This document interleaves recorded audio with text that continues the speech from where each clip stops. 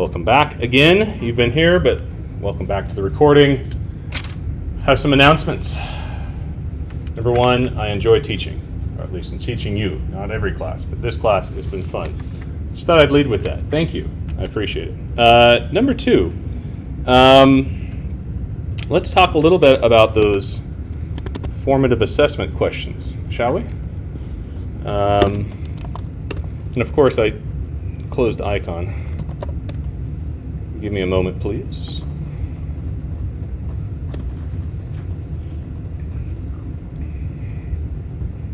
While this is pulling up, let me give you my plans for the week this week and next. I actually split this lecture. I was telling you I was going to have 5 programs to talk about today. I'm only going to do 3 today. I'm going to do 2 next week. And the 3 today are the non-Bayesian or non-fully Bayesian. And then the 2 next week are all about Bayes. I know many of you had my Bayes lecture the last time. I'm going to throw JAGs in to make it a little bit different, but I'm also going to spend a little bit more time describing why the Cholesky showed up there as well too. So try to give you more of the technical side. Okay? Cool.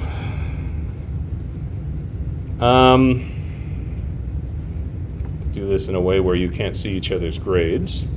Today is the 4th. Yeah, this one. Okay. And now you get to see me struggle over my own questions. So let's talk about this. Okay, question 1. If all data were considered continuous, and you assume a multivariate normal distribution for the latent variables, and multivariate normal distribution for the error terms, what types of estimation can you use to estimate a model? Now let's stop for a second here. What type of model? What do we call the model where all the latent variables are normal and all the errors are normal? CPA. That's right. Confirmatory factor model. Right? And so when you see that, that's the clue. It's a confirmatory factor model. So confirmatory factor model, we can use marginal maximum likelihood or Bayesian. It's pretty easy on that one, I think. Not easy, but once you see CFA, because remember the CFA multivariate normal distribution, the model implied distribution is multivariate normal. Right? And the covariance matrix does not include, that distribution doesn't include the latent variables themselves. CFA is a bit easier to work with, estimation-wise. That doesn't mean it's easy, but what it does mean is there's no numeric integration going on in every step. There's not that nasty integral to have to deal with. Any questions on that? Yeah? We can use Remel too, right? So yes, in theory you could. There are not a lot of options to do Remel. Robust. Robust. Okay, so good point. So let's think about it. So robust maximum likelihood is very interesting because it's still maximum likelihood or marginal maximum likelihood, but it estimates one of that scaling constant. Yes. Right? So in many ways, robust maximum likelihood is essentially maximum likelihood plus. It's like a little bit more than ML, so I'm lumping it together. But yes, that's correct. Let me go back to the part that you were just talking about with Remel, though. How many of you are in Lisa's class for multi-level or took one of her classes or took me for multi-level? Right? Almost everybody. So we talked about a little bit about residual maximum likelihood, or Remel, restricted sometimes people call it. You ever heard about that? So that version of maximum likelihood uses a slightly different likelihood function. And it does so because in maximum likelihood with the multivariate normal distribution, we have a bias problem with the variances, right? Think of it this way: the variance, is this, what we think of the variance. It's the mean observation minus mean squared, summed across the sample. But in ML, it divides by n, whereas an unbiased estimate of that, if we don't have any predictors, is n minus 1, and then when we add predictors, it's n minus the number of predictors minus 1. Residual maximum likelihood, Remel, is an estimator that has unbiased estimates of variances, and that's really important in things like multi-level models, because the number of level 2 units is often very small, which is where you'll find a big variance bias, right? Level 1 units we're less concerned about, because often in this study we'll have lots of those, right? And as n gets large, the amount of bias in the variance goes down. But you could use Remel for CFA. It's just good luck finding a package to do that, but you're already building likelihood functions. You could probably build your own. It does bring up some interesting, there was a part of my life I thought this would be a great research area to study. Because if you think about when we use CFA, how many times we do things like diff tests or invariance testing and so forth, that choice of REML may have implications for that. But generally our sample sizes are so large that we don't think much of it. So that was a good question. Any other questions on this? Moving down then. All right, if all data are binary and you assume a multivariate normal distribution for the latent variable models, what types of estimations methods can you use? Let's do this. Before I ask you, let's talk about what model am I talking about with this? IRT model. A basic IRT model or mirt model. Maybe not so basic, but you know what I'm saying, right? The foundational IRT model. All right, so how do you estimate it? Marginal maximum likelihood. And all of the variants, right? Quasi-Newton, EM algorithm, quasi-Newton and EM with numeric integration, quasi-Newton and EM with integration by Monte Carlo, right? That's our marginal maximum likelihood methods. We also have limited information methods where we estimate, basically fit a model to the tetra or poly, actually in this they're binary items, so everything's a tetraquark correlation. And we fit limited information to those tetraquark correlations, basically factor analyze the tetraquark correlations. So that's also a location for limited information, right? Because we're just using summary statistics. And of course we can use Bayes. Now we can use Bayes with all of these, by the way. Heck, you can even create a Bayesian estimator for limited information if you really wanted to. I wouldn't advise it. Because if you're going to go to the work to do Bayes, do the full information. Quit limiting things, right? It's not that bad. But does that make sense? Any questions on that? Now I wanted to make one distinction. The use of limited information has to have that tetra or polyquark correlation, right? So that limits where we could use it, right? So where is a tetra or polyquark correlation defined? It's with ordinal categories for observed variables, right? So a binary item is like an ordinal, there's two categories, 0 and 1, and they're ordinal. And why it has to be ordinal, if you remember the plot last week of the normal distribution, here's if we have y tilde, the underlying variable of it, right, we assumed was normal, right? We put a cut point in there, right? It's basically a threshold. And we said everything below the threshold is where y equals 0, and everything above the threshold is where y equals 1. Now imagine this same variable, and actually here, let's do a 3-category variable. Y equals 2, right? Now imagine what happens to this if this variable is not ordered, right? If we had y is equal to a response of A, B, or C, right? That set of values, like a nominal response model would be. We couldn't draw this continuum because we'd have to make some assumptions. Think of it this way. This first threshold and this second threshold are ordered, right? One has to be bigger than the other for this correlation to make sense, right? So in that regard, this type of item, still categorical but unordered, won't fit in the limited information framework where we use tetraquark correlations. Now you may say to yourself, but I could still use like the M2 version of limited information, which is that's just using the covariance matrix between items. Yes, you could. But to get the model implied covariance, you still need the integral that we're trying to get rid of. So limited information will apply only to ordered category items. And why that is the limited information for estimation is built on the correlation that needs the ordering to be in place. If you don't have ordering in those items, you don't have a chance to do that correlation. So therefore, there's nothing that goes with the limited information, nothing to estimate it with. How's all this? Have you heard?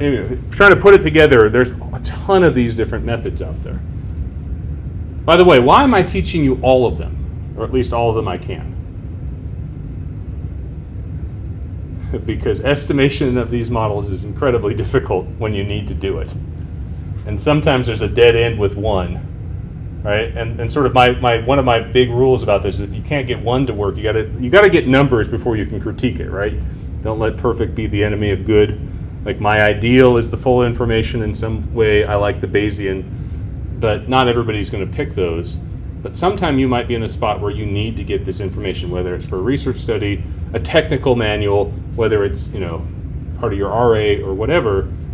There's multiple ways of doing it. That's what I want to show you. And generally speaking, one of these will give you estimation most likely for most models. I just don't know which one. That's part of the reason. How am I doing? Am I rambling too much? I feel like I'm on tangents. But I wanted to slow down a bit because I'm throwing all the methods at you, right? There's limited information estimation, then there's limited information model fit. Oh, and there's model fit in limited information estimation that is limited information model fit, but not M2. Like there's all this other stuff that goes with it, which takes up most of your headspace. But I want you to be able to organize that well enough so that you can also evaluate the technical manuals, or you could be a journal reviewer, or you can read the journals as well too. Cool? Cool. All right, should we move to the last question? Consider the case where you have 20 observed variables in the data that are considered continuous. And then you assume a multivariate normal distribution for the latent variables and a multivariate normal distribution for the error terms. Cool. So this is basically saying I have 20 items, and if I just had those 20 items, it would be confirmatory factor analysis, which we discussed in question 1. Right? Then I said, you add a count variable. Really, I should have said, the PI on the project decided it would be a great idea to measure the number of times something happened. And they want to model it with the model as well. Right? So, and for whatever reason, you decide to assume a Poisson distribution. Now, no, that's not important what the Poisson distribution is, but just know it's not multivariate normal. That's the main thing, right? Multivariate normal is sort of the happy place for estimation. What types of estimation methods can you use? So, let's talk about what I said about limited information. Can you come up with, the bigger problem is this. To do limited information, we could think of, we need a covariance matrix or correlation matrix of some sort, but having a Poisson distribution, we don't have a nice covariance, knowledge of a covariance like we would with a tetrachoric. So limited information is actually off the table on this one. There's no limited information available because we can't derive a correlation that we could then factor analyze. So what that leaves us with is the full information case. But think of it this way, you now have 21 items. We can't just go and use the full CFA likelihood anymore because that's only 20 of the items. Right? So we can't just go and that target function in CFA that I talked about, where we have the sort of the difference between the trace of the observed covariance matrix inverse times the model, implied, all that math that I showed you, that's out the door too. So we actually have to put this into a framework like we do with IRT. Right? We build a likelihood function like you're doing right now for homework. We have the likelihood function. We have to marginalize. We have to integrate out the latent variables, including those that are under the multivariate normal distribution, because the joint distribution, the target of that is not multivariate normal anymore. So we have to integrate out numerically those latent variables. So if we want to use this, we can use full information methods with numeric integration and all the types. EM, if you can come up with the E step, yes, the E step is the difficult part there. Deriving the expectation of a joint distribution where not everything's the same distribution is really tough. And then the numeric or Monte Carlo integration you can use as well. And then, of course, you could still use Bayes. So you're getting a hit here. I see the smirk. It's okay. The reason why I was usually so excited to teach you Bayes, now I know I have my moods. Don't get me wrong. Sort of a roller coaster sometimes. But most of the time when I taught Bayes, if those of you were in my class, I was pretty happy, right? Like, I like Bayes a lot, right? The reason why is because you can always do Bayes. You can always do Bayes. And at some point it goes a little bit easier. But, there. Any questions on that last one? Weird, huh?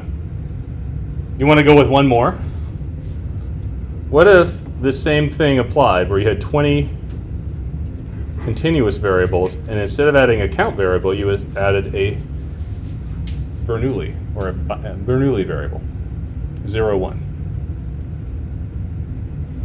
Now, we already discussed you could always do full information with integration, and you can do Bayes. Those still apply.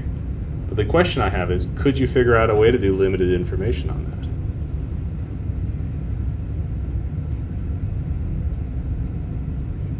Yeah, you actually can. Because the correlation between the binary variable, I didn't talk about it in this class, and the continuous variable can be found by something that we call a biserial correlation.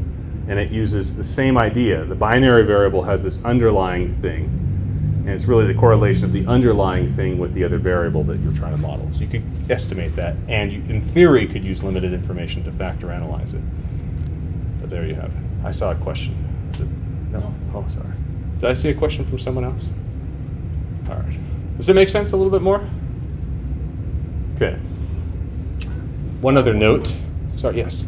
So for the one with Poisson and multivariate normal. Yes. Now you have a PDF that is going to be a combination of those two. That's right. Okay. Well, think of it this way. The joint likelihood. When in the psychometric models, we have a shortcut in that the likelihood itself is the product of the distributions, the distribution of the data conditioned on the latent variable across all of those. And so for 20 of the items, this will just be univariate normal, which we could make into multivariate normal. But the 21st item, it will then be Poisson. Right? So it's just a different distribution, but it's the product of everything that shows up. Cool? Okay. Any other questions on the formative system? I feel like most people had a sense of this, but I wanted to take the opportunity to tie it to what we're doing in class and give you some weird scenarios. And it's all weird, right? Just by the way, how many of you think you'll never be in a situation where you have this count variable show up? Raise your hand boldly. If I were sitting where you were, I'd be like, I'm never going to do that. And I gotta tell you, every time I thought I'm never going to do that, within 6 months of me thinking that, I was doing it, right? So just want to prepare you in case that comes up. In particularly, if you're working with people who might be in social sciences or like the medical school, patient-reported outcomes, they use latent variable models a lot there. In fact, they have a lot of money to support it, right? So can get RAs, you can get grants, you can do those things. Those are the types of places where you might see this type of need for it. And just because I put Poisson on there, the same thing would apply with pretty much any distribution, negative binomial, something that's not normal or categorical. Okay. I will note in 10 minutes we're going to have all of our cell phones buzz incessantly. I don't know if you've heard that. We're supposed to have a test of the cell phone emergency network. So, yes, go ahead. Yeah, so I would like to hear again what's the difference between full information maximum likelihood and marginal maximum likelihood for the case of the dependent variables, because you said that we could use full information maximum likelihood even if the dependent variables have different scales, right? So when I use them interchangeably there. Full information has to be there for marginal as well. So this likelihood, really I should have written it, and now hang on. I should have written it like this, like that, to integrate out theta. So full information that I had used in what I described this today was all marginal maximum likelihood with the full information. The catch for me is always, we're using the data directly, all of the data, or we're using some summary of it. That's where the full versus limited comes in. No, but the marginal, Mm-hmm. not the limited. Yeah, you always have to marginalize in latent variable. So all of this is some type of marginal. The question is, how much are we using full or limited as well? So for the last question, could we use marginal maximum likelihood? The last question, yeah, that is what I was trying to say. Okay. So when Mubarak asked the question, the likelihood function right here, Yes. that's the full information likelihood function, but to optimize it, we really need the integral. That's the marginalization. Okay. That's right. So the likelihood itself involves this crazy integral that is just, yeah. Yeah, yes. I got it, thank you. Thank you. I should have spoken a little bit more cleanly, but thank you for asking. Okay, so plan for the day. I'm going to cover, I don't have slides. I just have lecture materials. I have program materials. So I'm going to do some of the coding. I'm going to go through Mplus, I'm going to go through lavaan, in R, and I'm going to go through mirt in R. And I'm going to talk about each of the different ways of doing things in each of those. And then at the end of that, I'm going to open it up for homework discussion and homework group work together if you want to. Okay? And we will have time for that. I will ensure that we have time for that. Cool? All right. Let me get settled here. Always a difficult thing for me to pull myself together, remember what I'm doing. But, okay, so let me give you the setup of my files. This is the mirt. Should we start in mirt? I feel like you have some history with mirt. Probably go fairly quick. How many of you have used mirt before this class? A little bit. What's that? So? Okay. So I'm going to just dive into that a little bit first, and then we'll go to lavaan, and then we'll do Mplus, so sort of backwards. I will note the structure of these files is trying to be the same. If they're not the same, it's because my eyes glazed over and I lost track of what I am. By the end of this, I didn't even know who I was anymore. I was sort of a changed person, right? It was like going into the metaphorical woods and coming out a changed person, right? But I generated, using what we created in our class, I generated simulated data, right? The two-factor Q matrix. Here, let me load this real quick. I'm using this on my local machine, by the way. What is the problem here? Hang on just a second. I just needed to update. Shouldn't have done that. Here we go. Okay. So again, 10 items, 2 factors, the Q matrix that is a simple structure where 5 items are measuring the first dimension and 5 items are measuring the second. So I'm doing this. I know it's not quite your data. Can you see it if I make it this size, this font, or do you need it bigger? It's okay? A little bigger? How about we do that? And then let's see if I can do this. Terminal.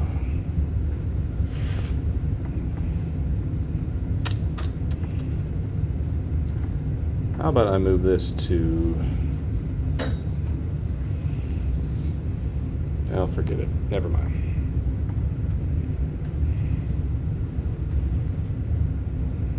I was hoping to move the terminal up and I've forgotten how to do that. You know, I am old, I can go better. No, you're not the only one. I don't want that to be a problem. I'm just, yeah, it's no big deal. All right, no big deal at all. Here we go. We can do this. Okay, all right, so we have our Q matrix, and we have our data, and actually what I did on here, the one small difference is I created continuous data using a factor analysis assumption, and I created binary data for using IRT, basically. So I'm just going to test out the binary data and the continuous data. Okay, so here's the problem. mirt by itself does not do confirmatory factor analysis. So the continuous data, we don't get to use. So we just throw that to the side. We're just going to focus on binary data, but that same data generation is at the top of every file, okay? And it should be the same data set for each person, so you can replicate this if you want. So in mirt, let me skip ahead a little bit. The key is, in building this, is that we can use a Q matrix in the mirt model function. I know I briefly mentioned this to you a few weeks ago. I'm going to dive more deep into that. What that means is we need an estimation Q matrix, right? And so here's what I'm planning on doing. I want to do basically 4 analyses. I want to do exploratory 3-dimensional model, an exploratory 2-dimensional model, the model that we know is correct, the right Q matrix, and a unidimensional model. Now, why am I picking these 4? Right? You already know I have a well-known bias against exploratory methods. I don't like them. In part philosophically, because you should know how your data are created and why they're there, particularly in a measurement context. And the second problem is that there really is no exploratory in a lot of what we do.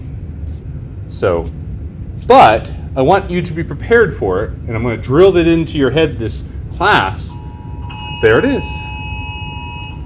We'll just take a moment.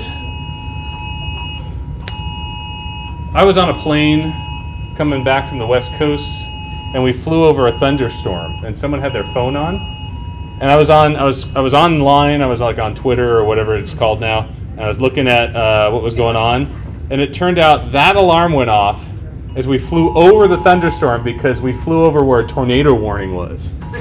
And I was like, oh, that's awesome. We lived the tornado warning. We like went tornado chasing at 35,000 feet.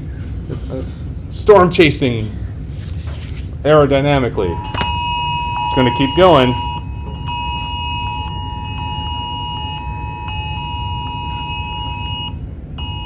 There. I warned you. It was coming. So now we're prepared for an emergency.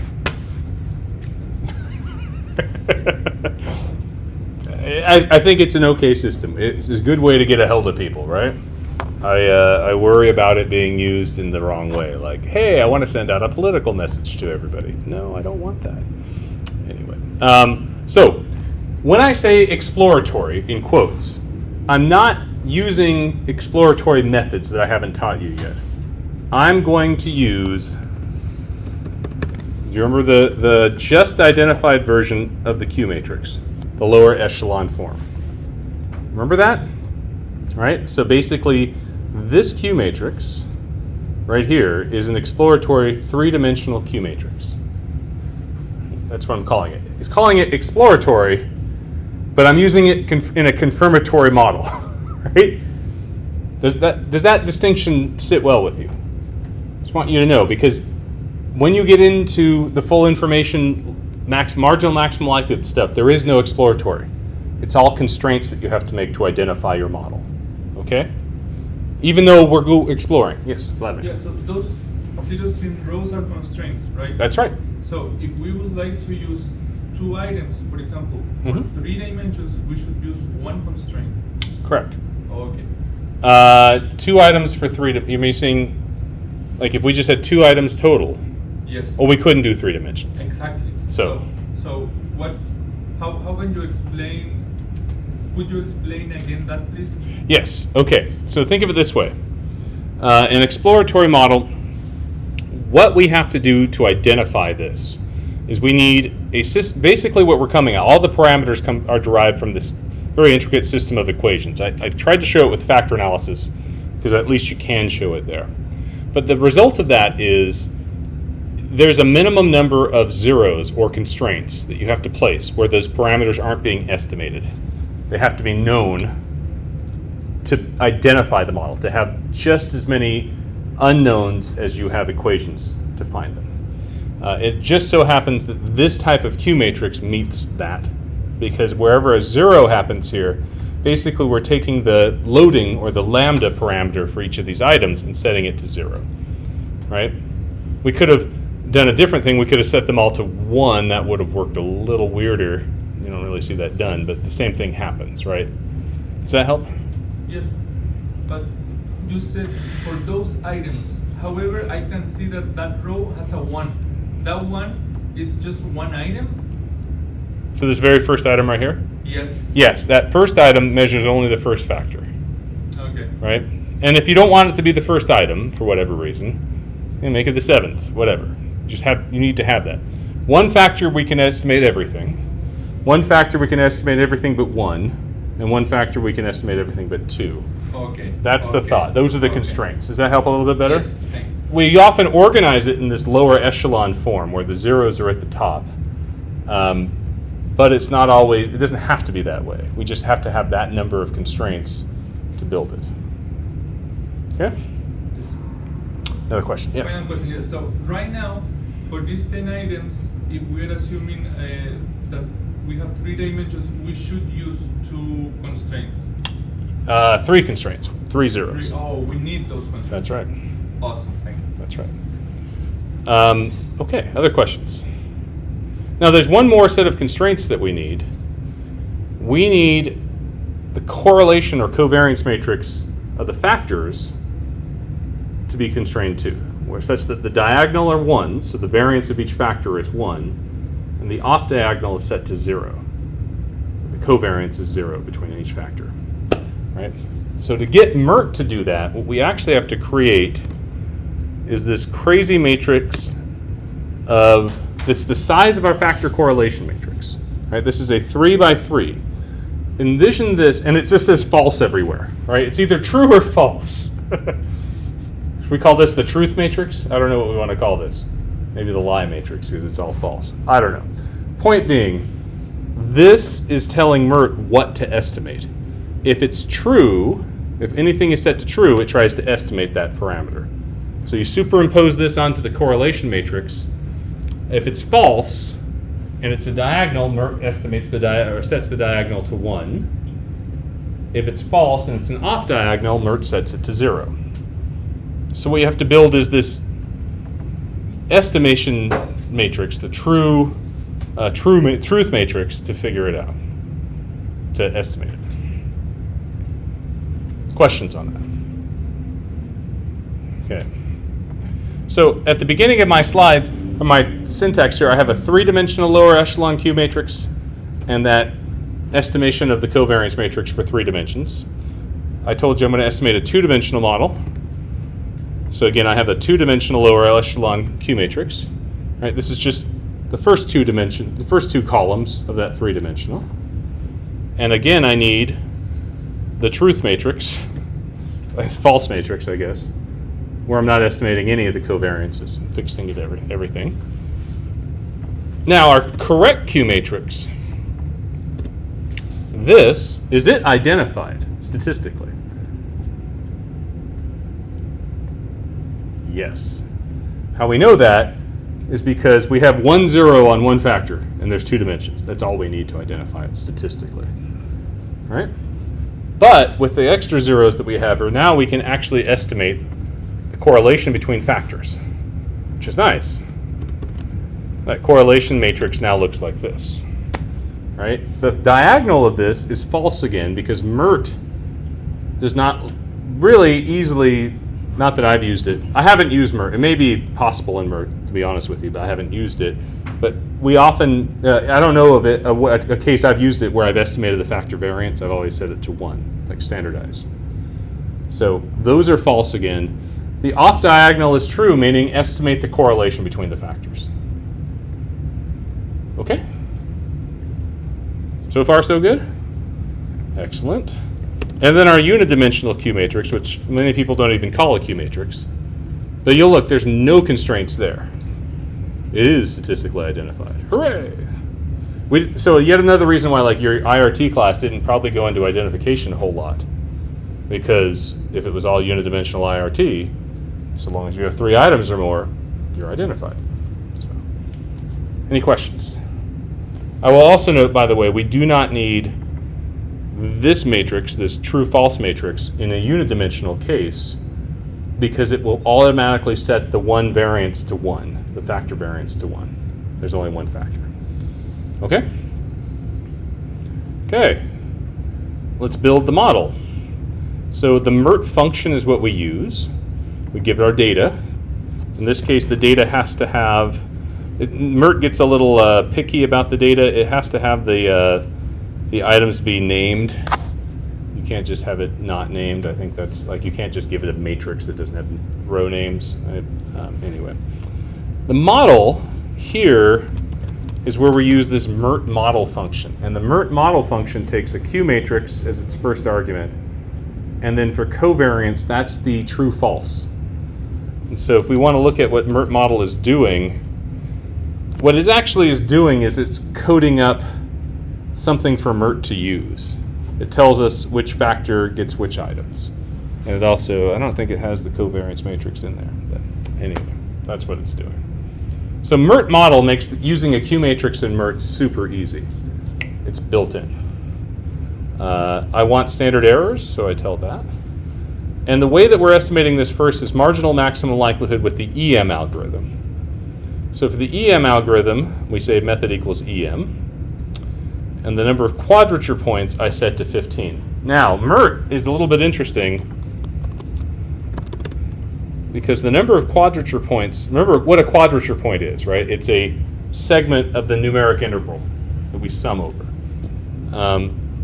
What you'll see in the mirt documentation, if we get to Q points, there it is, quad points, is if we didn't go and set it ourselves, depending on how many dimensions we have, it tries to give us a set of quadrature points. It's reduced. Do you know why it's doing that? That's right? So for one dimension, it wants to use 61 quadrature points. It's a pretty good approximation to an integral. However, when we have more than one dimension, it's 61 times 61. So the number of points is 3,721. That's a lot. So instead it's like, oh, I'll just use 31. So if I have two dimensions, I only have 961, right? So I just set it to 15 for each of the analyses here. I will note quadrature points do two things. The more quadrature points you have, the better your approximation is. But it also, the longer it takes to run, right? You won't know how bad your approximation is. I guess it might show up in model fit, might, but I wouldn't say that. You would know technically. And then finally, you'll note here this last line, technical. So this technical is where you need to supply a list with options if you find this is not working well.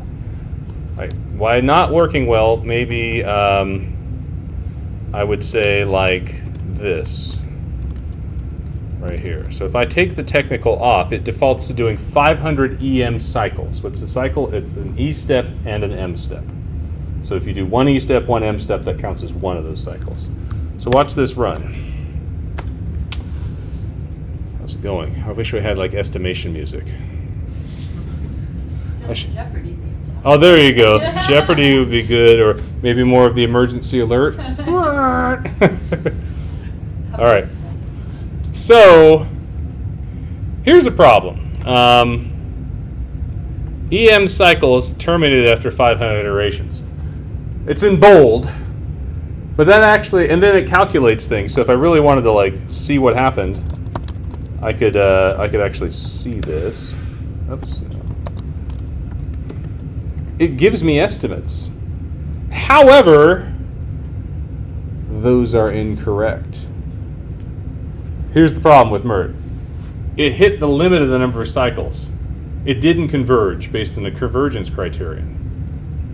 What is converging? If you saw at the bottom of the screen as it was running, there was this log likelihood, and as it was running, it was getting bigger and bigger and bigger. It's maximizing it. And there was a difference from one cycle to the next. This max change is the difference, right? And what it uses in mirt is, I believe, this change has to be smaller than like 0.001 or 0.0001. So we're not quite there yet. So it's not quite at the peak. So this is bad. Why it's bad is we want to use maximum likelihood because I mentioned last time, or one of the times, why ML is good, right? It has all these nice properties. But this may not be at the peak, but it still gives you output. So if you ever get this EM cycle is terminated after 500 iterations. That's a problem you got to pay attention to. It means you don't have a converged model. And if you don't have a converged model, it means your results may not be trustworthy. So that's where I add this technical here. And now let's get the Jeopardy music going because it's going to take a while. By the way, this is taking a while, but for 3 dimensions, it's not too bad. While it's running, I close the mirt manual. mirt actually says in its help system that for 1 to 3 dimensions, EM works pretty well. It's when you go beyond that, it starts to slow down a lot. But this is doing numeric integration for the E step. And it's only using an E and an M, right? So it uses the E step to calculate 3 different thetas per person, right, the expected value, and it plugs it into the model and then uses maximum likelihood to go give us item parameters. In this case, the slope and the intercept. It's always slope-intercept form in how it's calculated. Any questions? Okay, while this is running, I will note next week is Bayes, and there are a handful of you who haven't had my Bayes class last year. If you're one of those people, I put some links to videos online that tell you how to use Stan a little bit. So we're going to use Stan. I would encourage, that's the reading this week, is to go watch my terrible class videos about Stan. For those of you who haven't used Stan since last time, you may want to refresh your memory as well too. You remember we have to compile programs with use CMD, Stan R, all that other stuff. That's in that video. But here, it finished. That's step 4,495. And it got us an information matrix. But there we go, we have it. Congrats. Hooray. Okay, I'm not, so then when it estimates, you can get a summary here. So we have our correlations. We have our parameter estimates. We could also calculate the parameter estimates along with their standard errors as well too, using the coef function. I will note these are not discrimination difficulty. Remember that, right? Because when we have multiple dimensions, calculating item difficulty where it was theta minus b, we can't do because there's multiple thetas, right? So it's always slope-intercept almost for everything that we do. Any questions? Okay, same thing happens for 2 dimensions, although this one goes a little bit quicker. See, look at that, 918 steps. And we have our 2-dimensional output. I don't need to show you. We have the 2-dimensional confirmatory model. Now, this is where I wanted to show you. The estimated correlation was 0.731. The true correlation that I set in the simulation was, what, 0.75? So another check on the result. That seemed pretty good. And we have our 1-dimensional model as well, our unidimensional model. This, by the way, if you did, if you add this statement, IRT params in the 1-dimensional model, you will end up getting, in this case, well, it usually flips discrimination difficulty. I may not have done this right. That's fine. I'll just turn it off. Forget it. This is not it. Yeah. I think it's if you had simplify equals true to the IRT. Yeah, I don't care about it. That's Deb Harris's class, not mine. You guys learn it there. I'm all slope intercept here. All right. Just kidding. Thanks, Nathan. I appreciate the effort. All right, model comparisons, WTF. Here's why I say WTF. If you wanted to compare models, we use marginal maximum likelihood for each. These are actually nested models, meaning we could do a likelihood ratio test. Do you see something wrong with this likelihood ratio test? They're all pretty much the same. Maybe. They're pretty much the same, but I'm going to go with this. A chi-square should never be negative. That's bad. This is what, if I showed this to Lisa, she'd have some, you know how Lisa likes R. She doesn't. What would Lisa say about this? Oh, R, you get what you pay for. Yes. You should never have degrees of freedom that are negative. It almost looks like they flipped the order. Like if I flip the order, do I dare try it? I don't know. Maybe I'll try it. I'll do it with 2 models just to see if I flip the order, if order matters. Hey, it did. Okay, there it goes. Okay. So maybe I should have flipped the order. Anyway, it doesn't reorder things for you is really what it is. There we go. There it is. So what is this likelihood ratio test telling us? Number one, this is, let's start down here with the lower echelon 3D versus 2D. This is the test statistic, 23 on 8 degrees of freedom, and the p-value is 0.003. So what this is telling us is there's a significant difference in the three-dimensional versus the two-dimensional. Or put another way, the null model here is the one with fewer parameters. That's the two-dimensional. This result suggests we should keep the 3 dimensions. Are there 3 dimensions in our data? Heck no. This is what I'm talking about. The exploratory models are a bit unstable. This is a softball. We have 2 dimensions, simple structure data, and it thinks we need 3. Not a good result. But let's do the other thing. Correct versus 2 dimensions. Here's your test statistic. There's 8 degrees of freedom. 10 is the test statistic itself. The p-value is 0.213. So that means the correct Q matrix is roughly equivalent to the 2-dimensional Q matrix, or there's no difference. So what we would say is we would have to pick between these two, and I would pick, the correct if it's as well as. Then finally, unidimensional, there is a p-value of 0 with correct. So it's completely rejecting the unidimensional, but it also rejected the 2-dimensional cases as well too. So I found that interesting. What do you think? Ever tried that with exploratory before? If we were just doing purely exploratory, we'd say there are 3 factors or 3 dimensions in this. But there aren't. Okay, any questions? I did the likelihood ratio test for you though. All right, that is MIRT with EM. That is going to take the longest time of anything in MIRT, particularly when you have 5, 6, 7 dimensions. Okay? There are ways to fix this. One is through, what is this? Quasi-Monte Carlo EM is what this is called, QMCEM. Quasi-Monte Carlo describes a sampling procedure. Remember, in EM, we have the E step. The E step involves that nasty integral. So that nasty integral over 3 dimensions, 3-dimensional integral, is now replaced not through a series of sums, but through simulating from it, basically. So here, what ends up happening is n cycles, when you do this QMCEM, n cycles is the number of sampled points. It's no longer, well, maybe I'm wrong about that. I might be wrong about that. It still is EM cycles, I think. Anyway, bless you. Bless you. Let's do this. Bring another terminal up.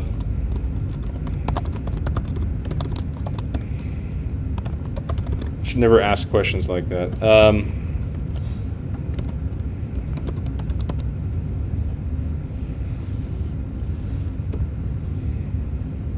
Yeah, it's still number of EM cycles. Yep, so it's the number of points. So the number of, there is another function in here. There's another setting where you can tell it how many iterations to sample, right? What is the number? And that's key, because when you're simulating to do an integration, just like when you're simulating data, the larger number of draws you have in that simulation, the closer you get to the approximation. But here's the key. In using sampling to do estimation, everything about sampling that you learned before holds. Meaning, if I start this on my computer but I didn't set the random number seed, you set this on your computer, you didn't set the random number seed, we're going to get different results, right? Because the random number seed is going to be the thing that keeps the number consistent. Second, you could see this show up if I do, again, this quasi-Monte Carlo EM right here for the 3-dimensional, and I want to do a likelihood ratio with that in the 2-dimensional. The log likelihood is based on that sample. So it could be the case in the log likelihood that the log likelihoods are off enough to actually flip the direction of the test as well too. So you can see this is going to run a while. But do you have any questions about this? Well, let's go. I don't have to show the whole thing. But yeah. A question about terminology. Yeah. So we'll say estimating the marginal and maximum likelihood, like numerical integration. Yes. Numerical integration, a camp of methods, or is it its own method? It is usually its own method, but there are different versions. It gets implemented differently as well. So I think I showed a slide or I showed a picture of rectangles. You can do numeric integration with rectangles. You can do trapezoids. There's all sorts of ways of doing that. So yeah, it's a camp, and you really have to dig deep into the technical manual to figure out which method is implemented. Yeah. In literature, it seems like people will flip back and forth. So. Yes, and I will say that I don't think a lot of estimation is well understood in most of the applied literature we read. Like if you're in, or heck, even if, like, I specialize more in the Bayesian side of things, and so I don't know that I understand as much of background with this either. So I'm not going to blame the authors, but I think you will see it written about different ways because it's not so well understood. Yeah, I think I keep flipping back and forth between whether it is a piece of EM or it's almost separate entity. Remember, E involves an integral. Right. So we have to do some type of integration to get E, or some type of sampling to get E. That's where the fuzzy overlap is. It's like, okay, yes, that is numerically integrating, but What to integrate? the M step, so Exactly. But to do E, we have to integrate, and anytime we have to integrate, we have a choice: numeric integration, rectangles, quadrature points of some sort, or samples. And sampling actually comes in different flavors also. I'm going to show a couple here as well. so you're describing M as a sampling step. That's what this is doing. E, the E part is being sampled. M is built in. M is I made you guys use the optim function. Like once you have the E, you have each theta, you plug it in and throw it in optim as if it were a logistic regression. Each item separately. M is at that point, once you've found E, you don't need to integrate anymore. But Just stop at E. but you can't, because you got to have to get E to be correct. You need the M step to work well. Yeah. Okay, it finished, and then of course we have the two-dimensional. You notice the three-dimensional takes a lot longer than all the other models. With the two-dimensional as well. In interest of time, I'm just going to let it run. You can still do the likelihood ratio tests, but remember, caution here, particularly for models that are close together, like in terms of where their likelihoods would be. So in our case, actually maybe I will let it finish and I'll show you. But remember our correct Q matrix and our exploratory lower echelon Q matrix for 2 dimensions, the likelihood ratio tests in the previous step found no difference between the two of them. So it's plausible those likelihoods could be so close together that the sampling error in the integration could cause the likelihood ratio test to flip negative when you don't want it to, and it shouldn't. Not just because the order is incorrect and how you entered it into mirt. Let me show that real quick here.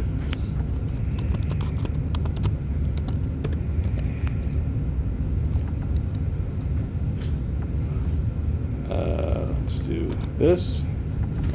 This here. I'll just do the two that we just estimated here. Right there. So it didn't flip it. I remember the number was close to 10 the last time also. So it's close. It's not too far off from what the non-sampling based integration gave us.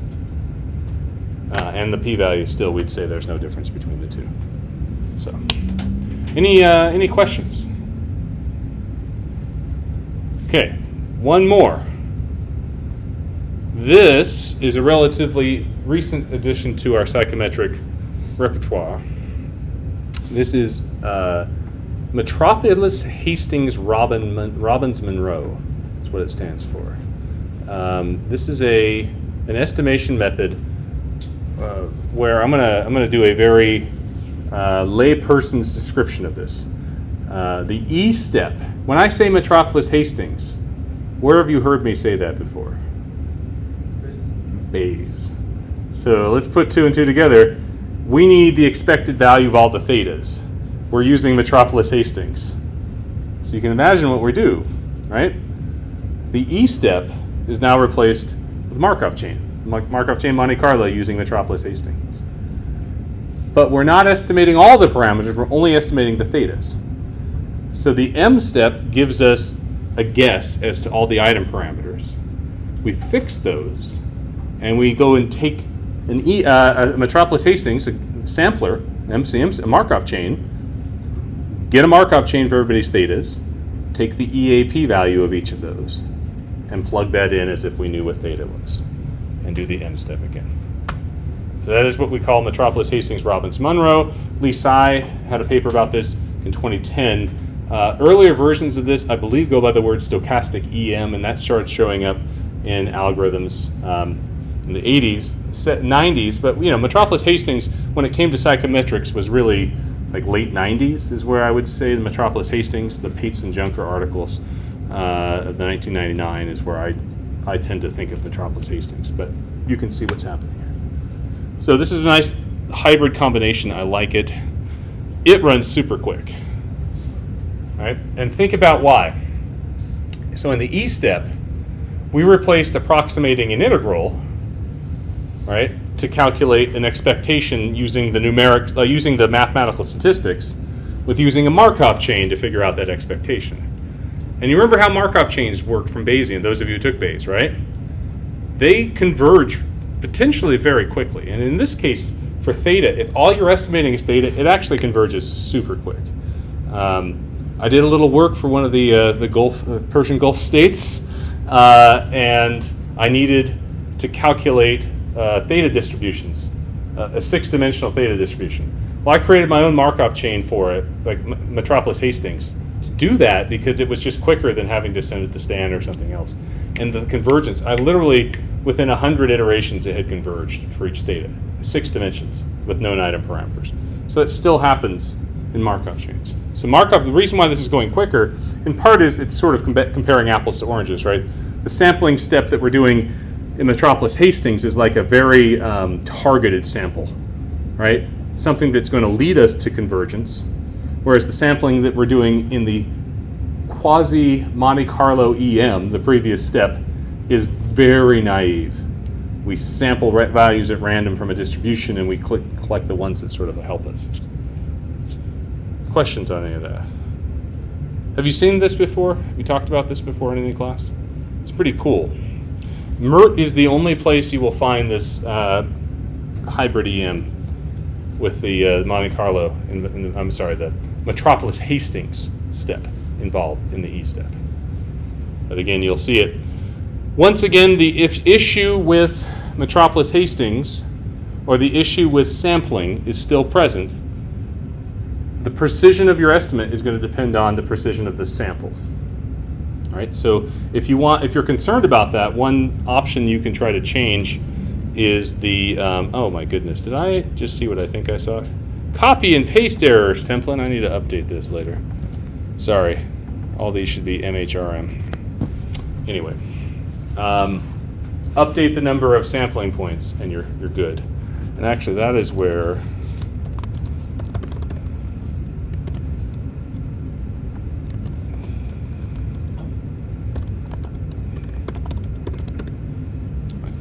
and this is where I really wanted to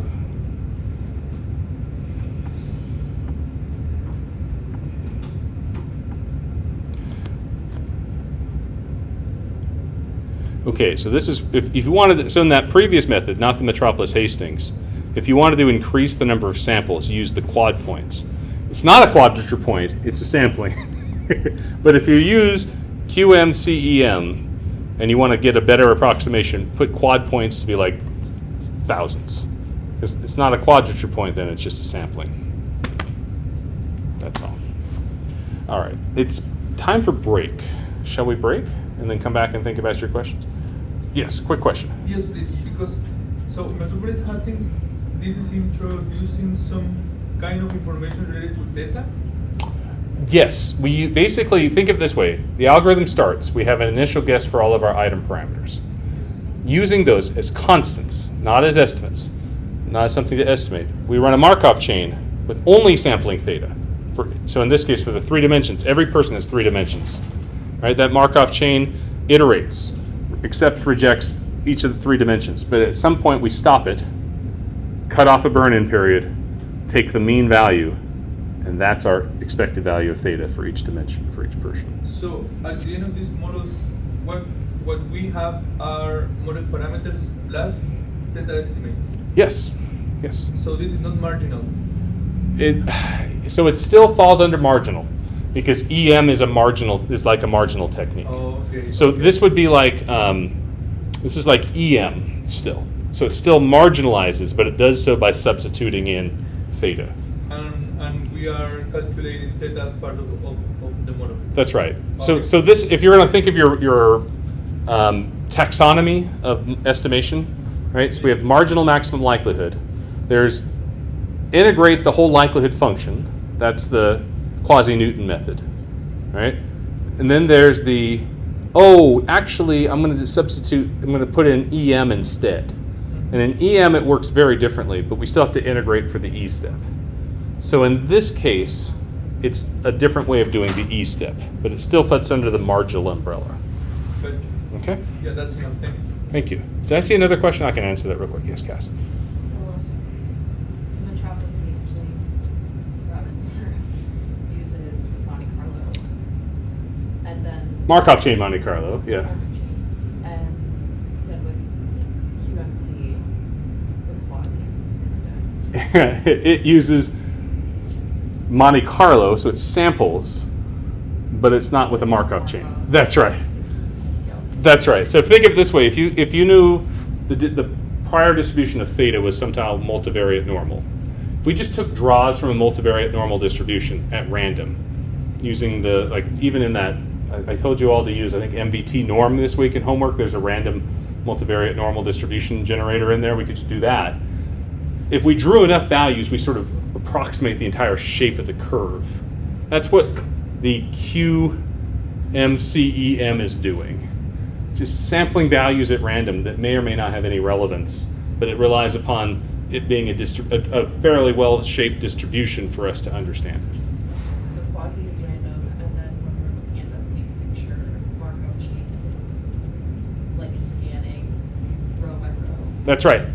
It's not as random. It's not like, for this person, I'm just going to take a shotgun approach to sampling from this curve. It's, here's a proposal value, accept or reject. And every time we do that, we get closer to the peak. So it's like a really efficient version of this crazy quasi Monte Carlo that we had before. I thought Markov was just terminology for Monte Carlo. Well, that's the hard part. No, and that's the thing, because in certain fields, Monte Carlo will apply to both. And this is one of those cases. Monte Carlo really just means it's a random process, like chance.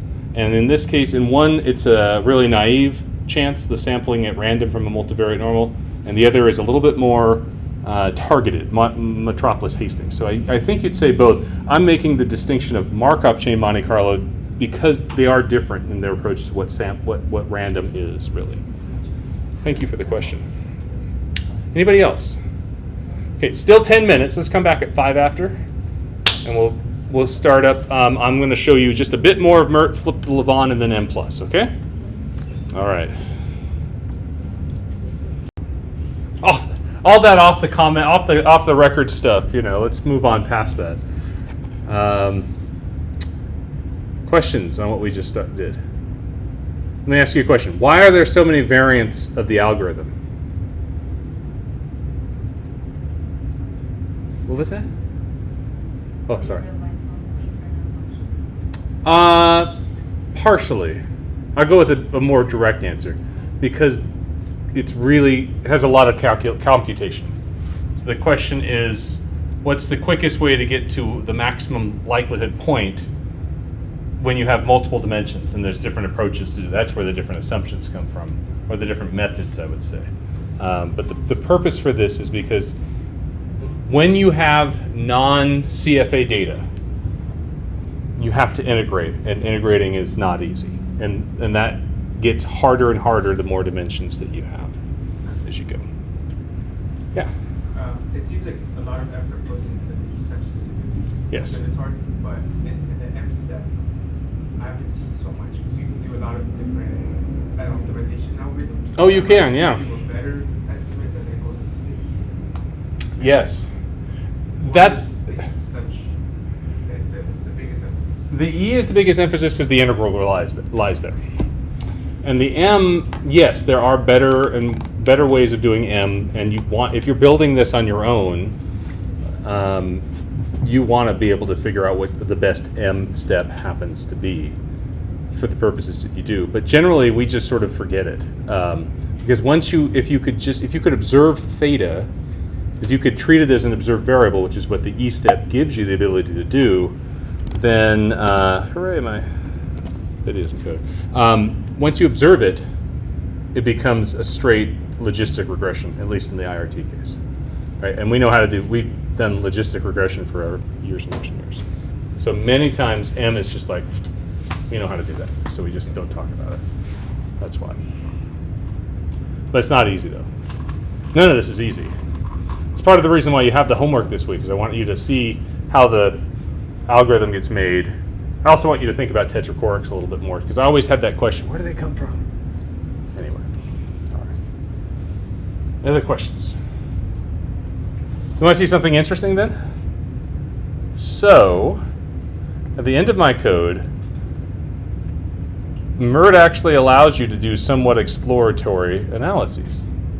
And so here, I do an estimation with 3 dimensions. If you want to do exploratory, you just have to tell it model equals, and you put the number of dimensions you want. That's it. You don't remember in the model equals step in the methods above, I had mirt.model there. Now I just tell it 2 or 3. So I tested that out. Here's the 2, for instance. And I wanted to show the parameters, and I found something really interesting, because I wanted to show you the constraints they use. So here are 10 items, estimate, estimate, estimate, estimate, and we get down to the 10th item. This is the 2-dimensional solution. And there's a 0 for the second loading. So you know what that means? They're using not the lower echelon Q matrix, they're using the upper echelon Q matrix. Right, for a 2-dimensional model, you need 1 0 on one factor to identify it. That's how it's done. Isn't that crazy? So they don't even go with the other system where you get a lot of other ones. The other part I was going to say, I think it's Phil Chalmers. There may be other contributors. This thing, if you look up the help here, it gets even more interesting, because it lists full information item factor analysis is the title of mirt. But if you get into the exploratory IRT section, it says, if the model is an exploratory item factor analysis, estimation will begin by computing a matrix of quasi-polychoric correlations. It's limited information. It flips over to limited information to exploratory. Did they tell you that? I mean, yes, they do. But there's nothing evident about it that would say that's what's happened from what I just did. So I find that to be very interesting. You don't have to do that. The confirmatory Q matrices that are lower echelon that I've been using are exploratory. It's the same set of constraints, they're just in different places. You could find a way to rotate the results if you wanted to as well. In fact, that's what it talks about here.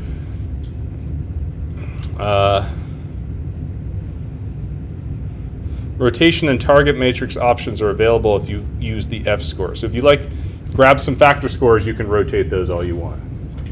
The end. I don't know. Anyway, questions?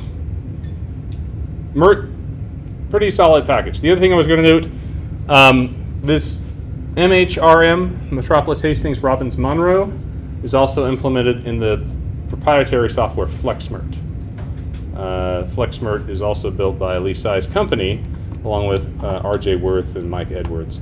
I will say I don't use it. I don't use it in this class, and the reason for that is they introduced diagnostic models in it in like 2016, and they were really excited about it. And then I estimated it, and they were wrong. They didn't estimate it correctly. So, always with those proprietary softwares, it's always difficult to evaluate what's going on. It's always difficult anyway to evaluate what's going on, but especially if you can't see what's going on under the hood. Okay, should we leave mirt behind then? Let's go with lavaan, shall we? How many of you have used lavaan? Show of hands. lavaan? Not many or most? Yeah? lavaan is built to look like Mplus. So if we use lavaan, generate some data, lavaan makes you specify your measurement model through a series of characters. This is a big quote, right? So here I'm creating syntax. I open a line that has a quotation mark. At the end of all this is the end of the quotation mark. But what lavaan makes you do is basically code in your Q matrix. Right? So here, if you define a latent variable in lavaan, you tell the name of latent variable and you put an equal and a tilde character. And then afterwards, you tell it which items measure it with a plus in between. By the way, this is really convenient sort syntax, but I hate it because it makes you think theta is the sum of the items. There's no summing going on here. Right? In fact, it's the other way around. The items are predicted by theta. Right? So I don't like the direction of the syntax, but that's what happens. But here you can see I have 10 items measuring the first theta, 9 items measuring the second, and 8 measuring the third. So that's my Q matrix. Now, lavaan will do CFA. So I built in residual variances for each item. I'm going out of my way to explain all of the features here. There's shortcuts to all the syntax, but I'm basically putting every parameter in. Here, a variance or a covariance is referred to by a double tilde. So item 1 tilde tilde item 1 says estimate a variance for item 1. If I had item 1 double tilde item 2, it'd say estimate a covariance between those items. That's where that works. So I have all 10 residual covariances. Sometimes we call these unique variances. We have all 10 item intercepts. Now that is observed variable, single tilde, and the number 1. So I have all 10 of those. And now for the structural model, I can fix the factor means to 0 by saying theta tilde 0 for each. I can fix the factor variances to 1. Remember, the variances from before were double tilde. So here I have theta 1 double tilde theta 1, but in front of theta, the second theta 1, I have a 1 with an asterisk. That means set it to 1. Similarly, if I want the covariances set to 0, because remember this is an exploratory model, I have theta 1 double tilde 0 times theta 2, so this gives us the whole off diagonals. Then to estimate the model, we turn to lavaan. By default, it assumes your data are continuous. So it basically defaults to CFA always. You have to go out of your way to turn that off, and I'll show that next. And here, the estimator is MLR, which is robust maximum likelihood. And believe me when I tell you it's trying to do what Mplus does, because you can actually ask it to mimic Mplus, like in how it estimates things. I've heard Mplus, the people who make Mplus are not too thrilled about lavaan. But that's how fast CFA estimates. You'll note it doesn't even like show you iterations, mainly because the iterations work quickly because they have all this is straight quasi-Newton, right? And it has the derivatives it needs to build it. And with a multivariate normal distribution, it doesn't take many steps to find the peak in the likelihood function. So here, if we want the summary, this is where things get really fun. lavaan summary has a ton of information. This is very much like Mplus. And here, this actually even tells you the optimizer. NL min B, number of parameters and so forth. Here is the scaled over here is the MLR version, and the standard over here is the ML version. So you actually get both bits of output. And here, it will not have a scaling correction factor, right? Whereas in scaled, it is right there. So between the two, you can see the difference. You get all the model fit statistics. So RMSEA of 0, by the way, what's that tell us? This is a just identified model. Model fit should be perfect here. I've estimated all the parameters. And so forth. RMSEA, the robust versions, the CFI and the TLI are both, heck, TLI even went over 1. So, and then finally we go and get our parameters. These are all the factor loadings. These are unrotated, right? So factor loadings for each dimension. Factor covariances, our item intercepts, factor means, and our variances or unique variances. So a lot of stuff comes out of lavaan, but I think it's actually pretty good. Any questions on that? So similar to mirt, we can just run the 2-dimensional model, the correct model, and the unidimensional model. And now, if we want to see which model fits better, I can use the ANOVA function, and that gives us the scaled MLR version of the likelihood ratio test. And if you remember when we talked about MLR, it's not just the difference of the two likelihoods, it's divided by a scaling factor. Right? And that scaling factor gets estimated by the null and the alternative model and combined with the number of parameters to be built. So what does this tell us? Here we have a little interesting result. The 2-dimensional model fits equivalently with the 3-dimensional model, so I would prefer 2 dimensions there. The correct model fits equivalently with the 2-dimensional lower echelon model. So that's unsurprising. That says that we should pick it, but the unidimensional model does not fit as well as the others. So if we're looking at this, the model we would end up picking is actually the correct one, right there. Whereas we didn't see that with mirt and the IRT data. Okay? So again, this is CFA. CFA is always marginal maximum likelihood with quasi-Newton. It happens just super quick. Cool? Any questions? Boring. CFA is for like that factor analysis class. Who the heck cares? No, I'm just kidding. I used to teach that class. Lisa and I combined forces on that one many years ago. All right. Does have an EFA function, and this is just EFA. You can tell the number of factors that you have, and you will get an output of it. It's I wouldn't say all that interesting. Like they zero out values below a certain, or with a non-significant. I don't know what they do. Anyway, don't do EFA. EFA here. Actually, here's what I wanted to show you. The 3-dimensional EFA model. This is 3. This is 3. Let's take a look at this versus here. All right. Our 3-dimensional model's AIC is 33,194. This 3-dimensional model is, actually, hold on. Yep, hold on one second. I'm giving you the scaled log likelihood. That was with the robust estimate. So let me give you the unscaled version. So I wanted to show this to prove a point. The unscaled log likelihood in the 3-dimensional model, or unscaled AIC, we can see here, 33,193. And up here, it's not the same. Darn it, I was going to show you something. I had planned this and I screwed it up. Anyway, the chi-squares difference test, 7.945.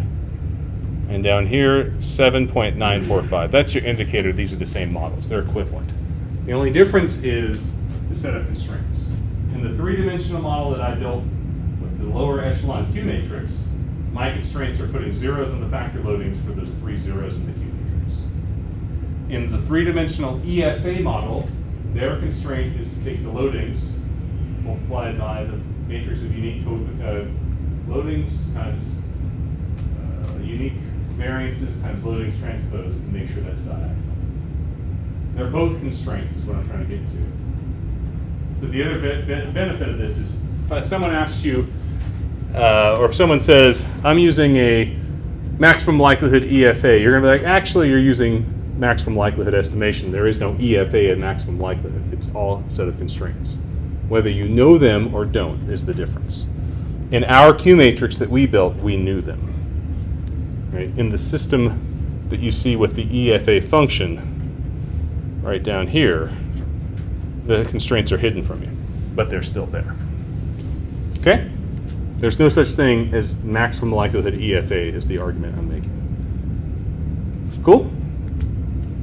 All right. Should we do IRT with lavaan? Turns out you can use lavaan for IRT, but only in small cases. Here the model syntax looks almost identical. The only difference is there's no residual variance estimate. Okay? The rest of it's the same. When we estimate it, we use the lavaan function, and now we tell it ordered equals, and we tell it which items are ordered. By ordered, that means ordered categories. And so I'm guessing if I started the class by talking about limited information and how we needed ordered categories to do that, and we have ordered here, you can put 2 and 2 together. It's going to use limited information to estimate our IRT model by using a matrix of poly or tetra correlations to factor analyze. And in doing that, we are going to specify this parameterization equals theta because, remember, our target, the input to this is this correlation matrix.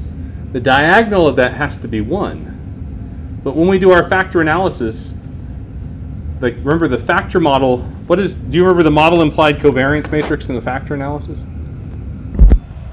Vaguely? It was lambda phi lambda transpose plus psi. Right? This thing isn't going to guarantee to give you a matrix with a diagonal of 1s. So what we have to do is we have to rescale it. And that rescaling comes in, is put into place with this parameterization. The theta parameterization is the closest to what we do with full information, so IU tend to use it. Lisa has some great slides about what the difference between the two are. I'm not going to get into that. I just pick theta and run with it. I don't use a lot of limited information, though, to be honest with you. It's the thing I do if I have to. So I like having the full information likelihood, the full likelihood itself, for a number of reasons, and one being missing data. So, questions? So again, if I run this really quickly, you see limited information works really quick, although it says solution has not been found. Womp womp. So I can do this for the 2-dimensional case, the correct 2-dimensional case, the 1-dimensional case, and then I can do model fit. And now this, what it's doing for model fit is a rescaled, so this is where limited information gets really weird. To do limited information model fit, you can't just take the log likelihoods and subtract them. In fact, you can't just take the log likelihoods and scale them and subtract them. It uses a method, I believe it's Satora Bentler, there it is, Satora 2000, to come up with a version of like a likelihood ratio test. And so what is this telling us? There's only 3 models that converged. The correct Q matrix and the exploratory 2-dimensional Q matrix were found to be equivalent, no difference between them. But there was a difference in the unidimensional, so in that case we would reject the unidimensional model. So all this is telling us there's more than 1 dimension in our data. We know that, we have that. So this may look the same as your likelihood ratio test. It's calculated differently, slightly. Okay? Questions? Okay. That's lavaan. See? I told you this would go quicker. Who's ready for Mplus now? Now, how many of you have used Mplus? Most? Okay, cool. Now in Mplus, I have a file here to do, it's called Mplus automation. If you're using full information estimation in Mplus for binary data, the likelihood ratio test will not be built. You have to build it yourself. So I built a function in here to do our likelihood ratio test. I won't go through much of that. You can find it. Basically, it calculates our scaling corrected factors, comes with the likelihood, and prints it out for you. You can use that if you want. Run the code. But the big thing I'm just going to do, Mplus, I put all my Mplus files listed here. All right? The CFA model, I'll start with, I'll go fairly quickly since it looks like many of you have familiarity. Mplus defaults to data that are continuous. So just like lavaan, Mplus is like built for CFA, although Mplus does everything, almost everything you want. It's just expensive, somewhat unstable. Kind of sounds like, never mind. I'll just stop there. You can fill in the blank as to what that said. What other things are expensive and unstable? Lego kits? I don't know. Sorry. Stop there. The data that go into Mplus have to be in a very special format. It can't have any characters in the, like you can't have rows to them, like a character row at the top for like which variables. There's a whole bunch of details for it, but you know, you tell it the variables in the variable step. Here, type of general is just the regular estimation with MLR. We can output residual covariances like you did for the homework, and standardized loadings and so forth. The model itself is the main thing. This is where we have to plug in our Q matrix, just like lavaan. Well, lavaan's sort of like Mplus. Again, theta, the thing in lavaan was equal tilde. The thing in Mplus, you name the latent variable here, and you put the by statement. The by statement is then followed by which items measure that latent variable. And you will note that first item has an asterisk there. That's because by default, Mplus wants to fix the first item's loading to 1. It uses a marker item to estimate the factor variances. And just to be consistent with everything else, I shut that off by putting an asterisk there. Same thing with theta 2. You can tell this is the correct Q matrix because theta 1 only measures the first 5, theta 2 measures the second 5. And for every dimension that you have that, if you don't have the asterisk there, it's going to try to estimate the factor variance.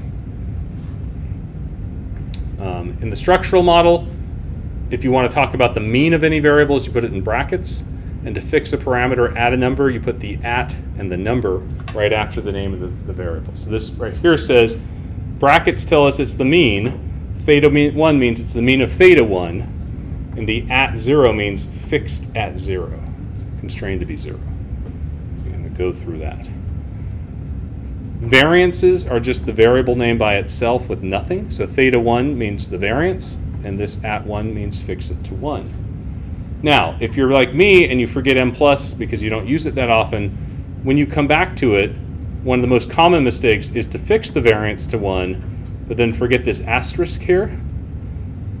That just means it's not going to estimate that first loading, which means your model is different than what you expected it to be. So just remember that. And then if you want the covariance, you put theta 1 with theta 2.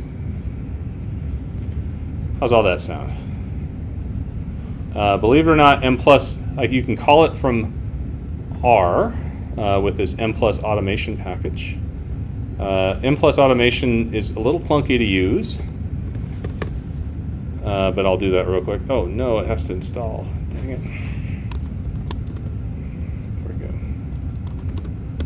Generate some data. I'm just going to do this quick and I'll show off the other files real quick and then we'll call it good. I output the data. It can't find my file. Are you kidding me? Well, never mind then. Tell you what I'll do. Mplus automation is not good for me now. I'm just going to switch over and do Mplus, CFA. Oh, I know why.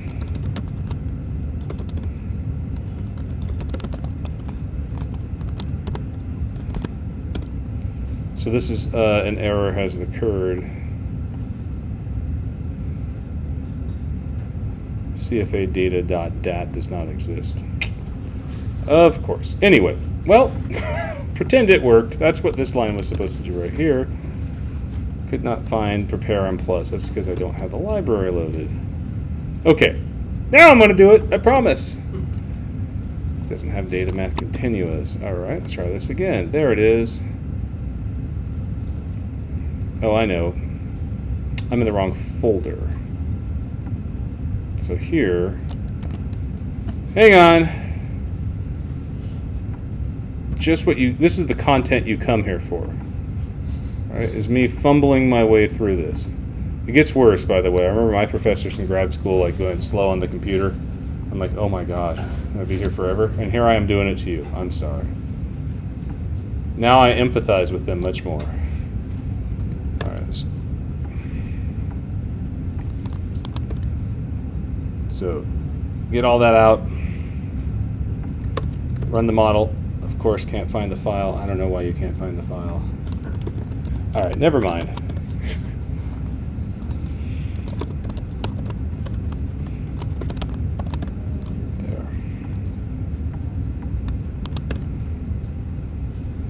There it is. And finally, it worked. So when it's done running, you get an output file. So every data analysis has a file that goes with it. This output file is very long. It looks very much like lavaan. You can tell why lavaan sort of ripped off Mplus, right? You have all this information and more results. So I don't have time to go through all of that, but there it is. You can see it. Here's the key to speed things up. Mplus will do full information, marginal maximum likelihood. If you say, when you tell it your data are categorical, it will want to do by default limited information. But you can tell it estimator equals MLR, and then algorithm equals integration. This integration equals 15 is the number of quadrature points. And it will estimate marginal maximum likelihood. If you want to use Monte Carlo integration instead, you change integration to the word Monte Carlo and you tell it how many samples to draw per person per iteration. And it will do that. The algorithm it uses is actually flipping between three in EM. Actually, it's flipping between quasi-Newton, EM, and one called Fisher scoring. I didn't introduce Fisher scoring to you before, but it turns out all three of those give roughly the same results. The problem with each of them is as they approach the peak of the likelihood function, they slow down.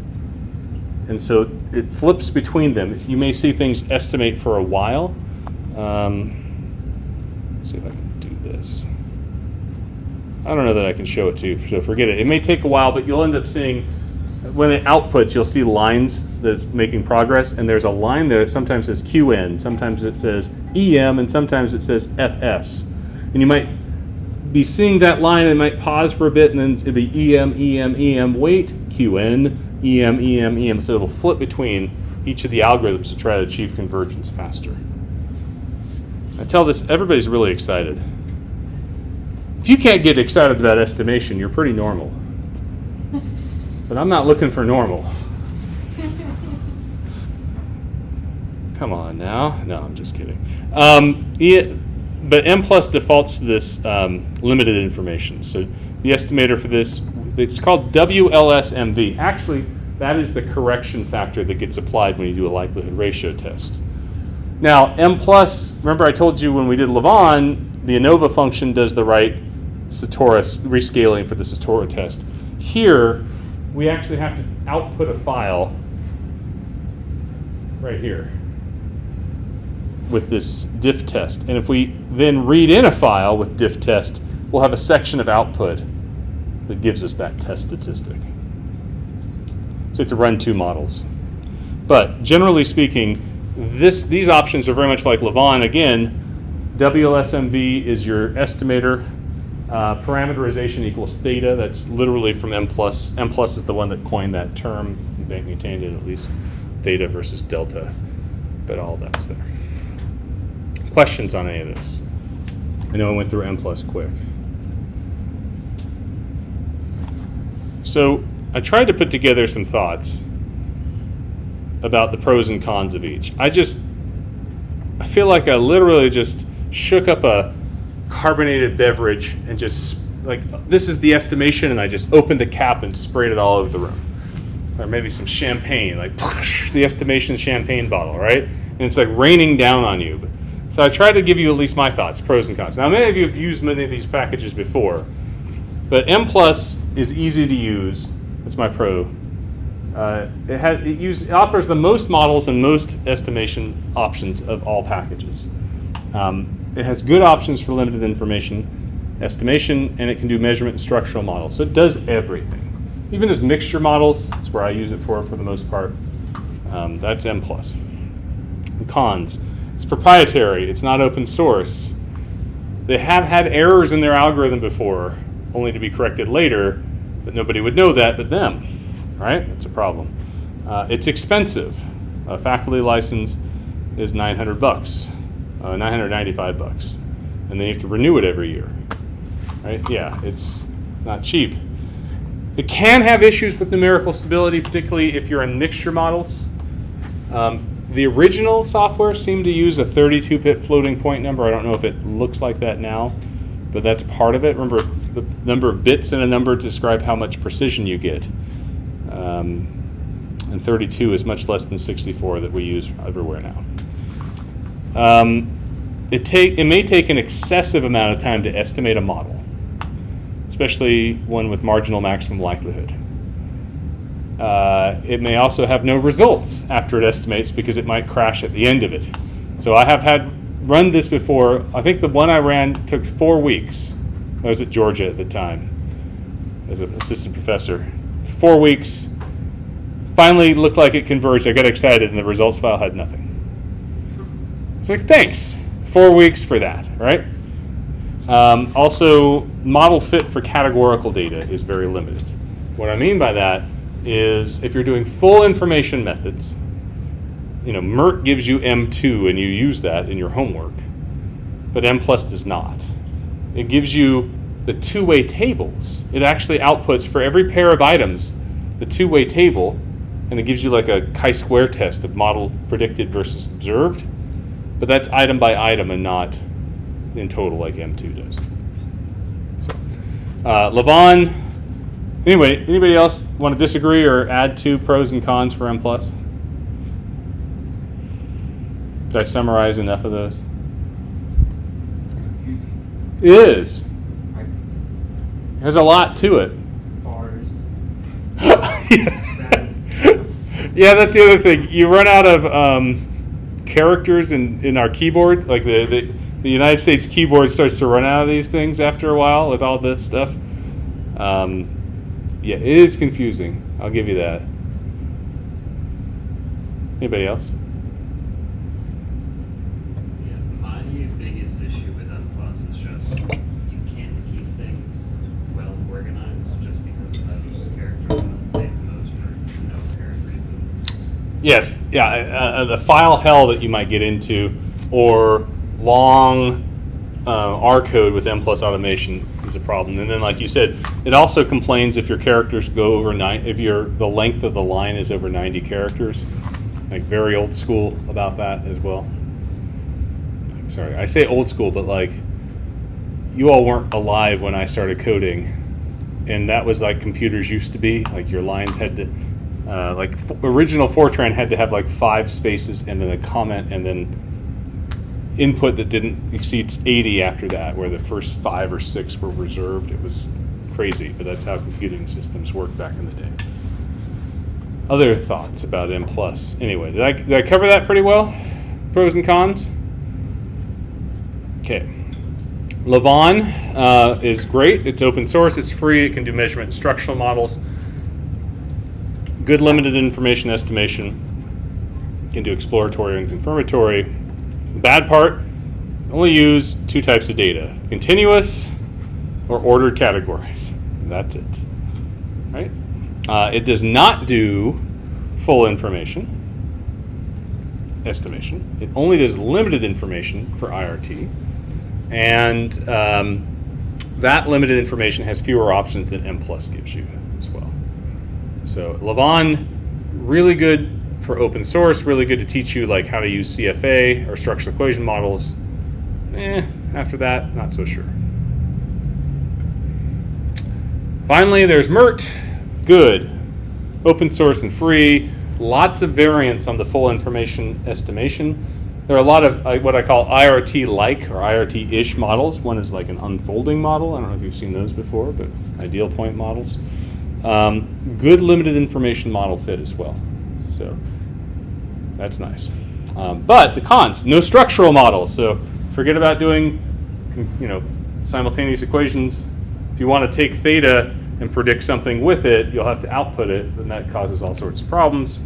No limited information. I shouldn't say that, because limited information estimation is only for exploratory models. By the way, you see how that got filled in?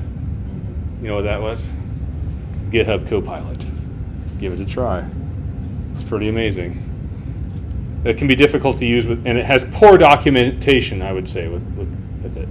You want to see if Copilot thinks there's anything else it needs? Let me see. Just trying. That little spinny wheel down here, is it thinking? The psych package in R. What? No, you can't use psych. The pros. It's going to tell open source and free. No, it's hallucinating now. All right.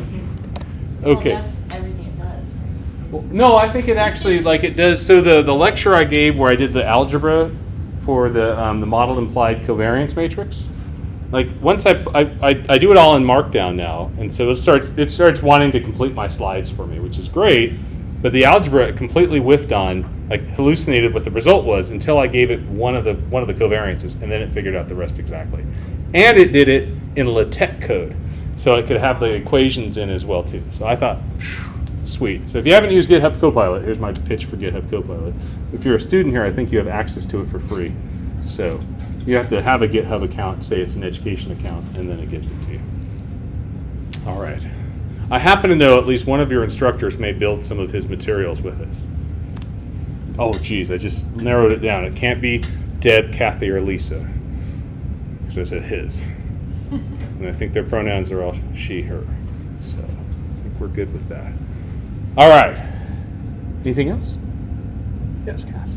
Are you able to comment on the difference between likelihood ratio test and Wald with estimation? Yeah, so you need a maximum likelihood to do any of that, right? For Wald, yeah. Okay. All of it. So Wald's properties. The Wald test, again, is the estimate divided by standard error. That thing converges to standard normal distribution as n goes to infinity.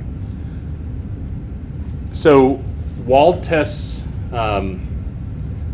generally speaking, the properties from maximum likelihood, there's three tests. There's likelihood ratio, Wald, and score, right? When you have really complicated models that take a long time to estimate, you always try to do Wald as much as you can. So what do I mean by that? A three-dimensional model that took a long time to run, I would have looked at the Wald test for each of the loadings to see if there was sometimes in those models, all the loadings are non-significant on one of the columns, one of the factors, and so I'm like, oh, that tells me none of these all should be zero. So I would use Wald for that. But generally speaking, all the tests are asymptotically equivalent too. So as the n goes up, you should get similar results. But that's about the best I can say. Does that help? I guess that's fair. I read that Wald doesn't use the log likelihood, so that's my question. No, it doesn't. However, the standard error of Wald comes from the second derivative of the likelihood function. So it still uses the likelihood, it just doesn't use the log likelihood in the calculation. But Gotcha. it is the curvature at the point of the maximum of the likelihood in the dimension of the parameter, which is all sorts of weird, right? With that said, a paper I was reading was saying that Wald had a less, With the rejection rate minimizes as integration increases. Maybe. Yeah, you have an accuracy bias trade-off, certainly. Yeah, in comparison to the LRT. LRT was showing like around 28% rejection rate, whereas the Wald was showing it was around Yeah, I can see. So if you add in the numeric integration, that's where things get weird because, and actually in the mirt, I don't have it up here, but the mirt syntax, they have methods for doing standard errors. And standard errors are really hard in that sense too, because again, the likelihood function, you have the second derivative of it at the point of parameters, the maximum. And that likelihood function is the integral. And so calculating that can be really difficult. So walled, technically, I guess, walled in the case where you're doing Monte Carlo, I can see why that would be a result we would be careful with. But To use walled instead, you're saying? I would say no, that would be where you might be reconsidering walled. Gotcha.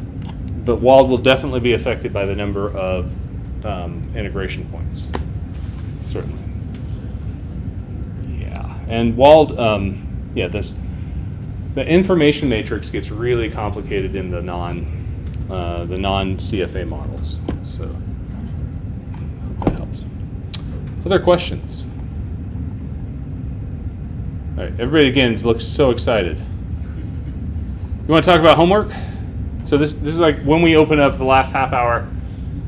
I thought I would talk about homework first, and then if the questions are done, you have time to code homework together by yourself. You can leave if you want, but I'll be here until 3:20 to do that. I'm going to keep the recording on to talk through the questions though. So let's start there. Anybody have questions on the homework assignment? Alfonso. Yeah, so my understanding of the tetrachoric is that underlying the binary data is a bivariate distribution. Correct. And those thresholds partition and create like rectangle partition the binary into 4 quadrants. Mm-hmm. Those quadrants have like the amount of mass that part has Yep. the bivariate. And so that then is used to create the binary data. Yes.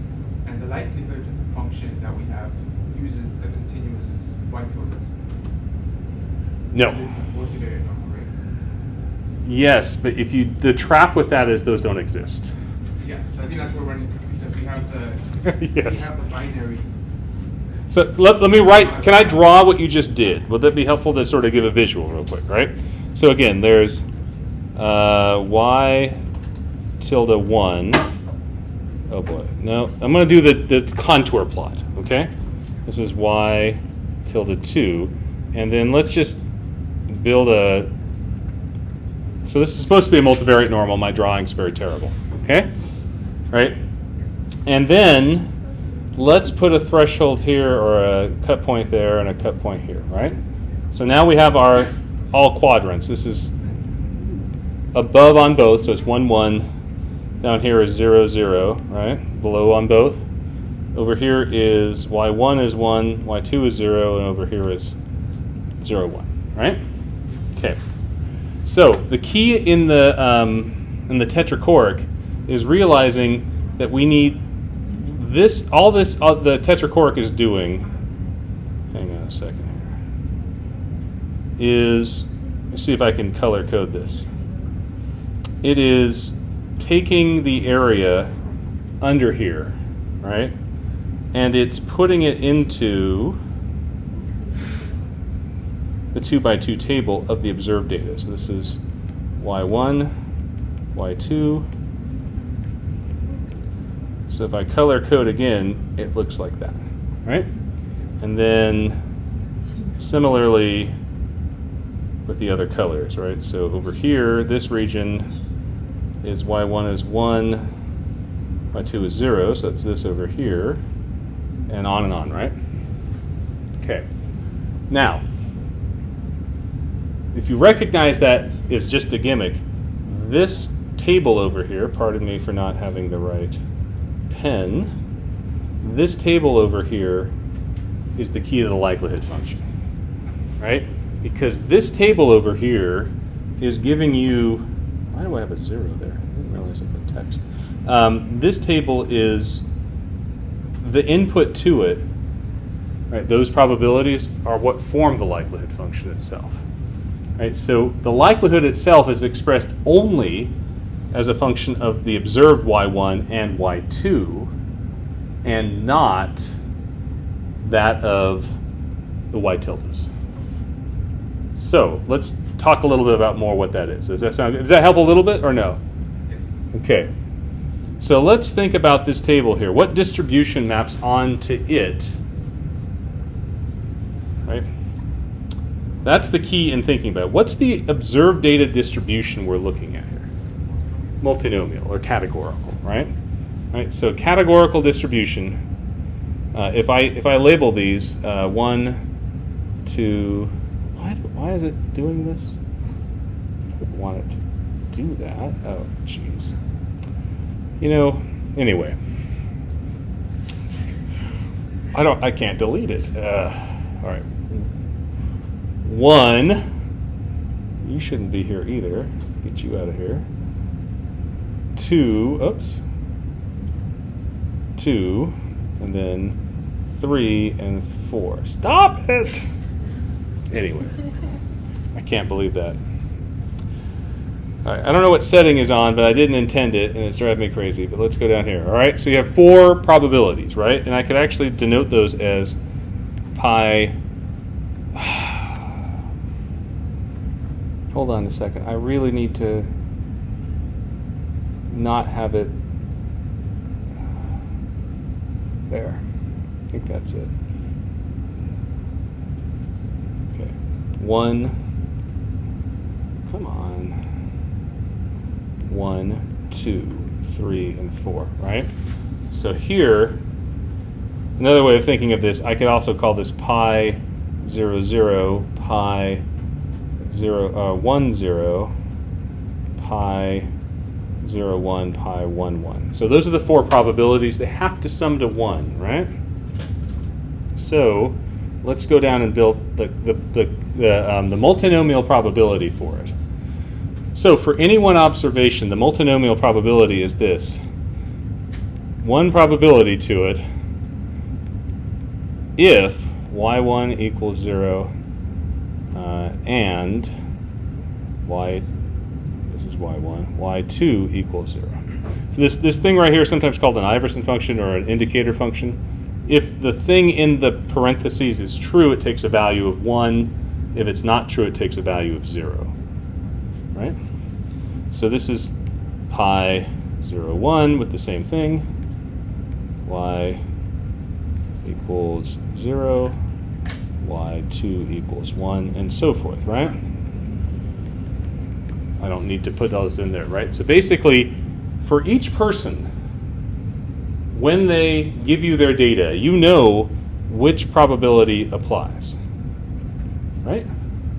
So really what we need to do then is take the product of this thing across all the people. Right? That is the likelihood function. Typically, though, we work in log likelihoods, right? So log likelihoods will be a little bit different. Here, by the way, I will note that when you take a product, right, think of all the people who are pi 0, 0, right? So just take a look at this parameter right here.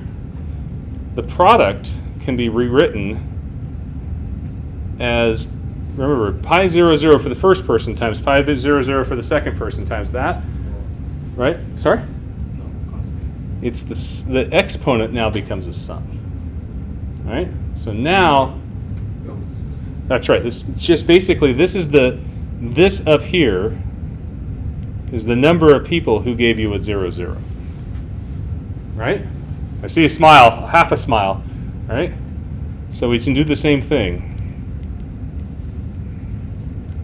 right? So this thing right here is equal to, and then pi 1, 1, like that. So far, so good? So the log likelihood of this log will be the log of that whole thing, right, which is equal to n 0, 0 times the log of pi 0, 0, and so forth, right, plus n 0, 1 times the log.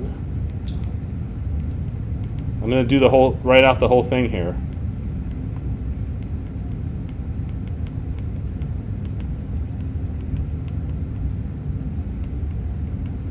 right there. And that's part 1 of your homework. I just gave it to you. I see the smile. I can just take a picture of this and that's. Sure. No, if it's my handwriting, I will rule out. I mean the the copy I'm making you of can make the it. copy. But no, I want. Does that make sense? Yes. Okay, and so here's the thing I didn't understand either. When I was in grad school, I was always working with the tildes. The key with the likelihood is to get rid of the tildes, and that's where that cumulative, that probability function comes in. So when I gave you the hint/constraint that said use the PMVN or PNV norm function to calculate probabilities, that's giving you the shaded color you see here, because with that shade, you have all these probabilities, which means then you can calculate the likelihood. But without the probability, you can't calculate the likelihood. Does that help? I couldn't get that for years, right? Like, I mean that. Like, literally, this is like, you want to hear a story about money in dissertations? So, in 2001, one of my grad school colleagues, Sarah Hartz, wrote a dissertation with her advisor, Bill Stout. Bill Stout was my academic grandfather. Somehow, I don't know full details of it, but somehow, Bill had this idea. He created a company. He wanted to do cognitive diagnosis on whatever diagnostic models. And he had this model called the fusion model. And Sarah implemented it in what was very new at the time to the psychometric world, Mplus Hastings. Right? He sold the company to ETS, and ETS acquired it. And I think Sarah made something like $200,000 as part of the acquisition for her dissertation work, right? It's like funny money, right? And she went off and decided to get an MD. I think she came here for her MD. She's at Washington University as an MD, PhD. So not enough degrees for her, evidently. She's really smart, really good at what she does. But the point I'm trying to make is I got hired in part, and then one of my friends got hired in part because the algorithm, like the correlation had this Markov chain that was the entire -1 to 1 the whole time. And it was built based on the tildes. And that's the hard part with it. Now, going back with what I know now, there's actually another really important paper in the 90s by Albert and Chib that showed how you could do Gibbs sampling. And she had sort of implemented some hybrid between with Mplus Hastings. And I think that's where it fell down. But that's where I wanted to show this to you to get practice with it. Plus, it helps show you how you build maximum likelihood also once you have some practice with that. How am I doing? Did I give away the secret? Yeah? No. Okay, other questions. What other things can I ask for you? Yes? Would you mind visualizing the threshold flip you were talking about? Yes. So when you have, let's start here, okay? For one dimension, actually, let me just give a brand new one. Here. Tilde here, right? So here's our univariate normal distribution. The mean of it is at 0, the variance is 1, right? And we put a threshold here. And so what we're saying here is if y tilde is greater than this threshold for y, that means that y equals 1. And oftentimes that's how we model our data, right? Where over here, y equals 1, and over here, y equals 0. But to build this contingency table, y1, we may want the marginal probability, because sometimes it's easier to calculate, use that PMVN norm function to calculate one of these cells than use the marginal probabilities that take less integration to calculate the others. That then, to get that marginal probability, we have to do the opposite. We have to integrate up to that, right? And that gives us this probability right here. And the reason why we integrate up to that is that this is a well-known function called the inverse normal or the normal cumulative distribution function, right? If I give you a z-score, which is really what this threshold is, it's a z-score, and I want to know the area under the curve to the left of it, I'd have to take the CDF of the normal. So we sort of flip it. The focus, where a lot of our models is on the focus of y equaling 1, a lot of our calculation is focused on y being up from 0 up. So I hope that helps understand why the flip sort of occurs. Yeah, that explains it, the inverse part. The first part. Yeah. This- I can understand getting the area that we want, but what's default? Oh. And for some reason, I thought 0 was default. Well, yes. So it turns out in some packages you're modeling the probability that y equals 0, which is this. And in that model, if you use the slope-intercept form, the intercept's no longer intercept, it's now called a threshold.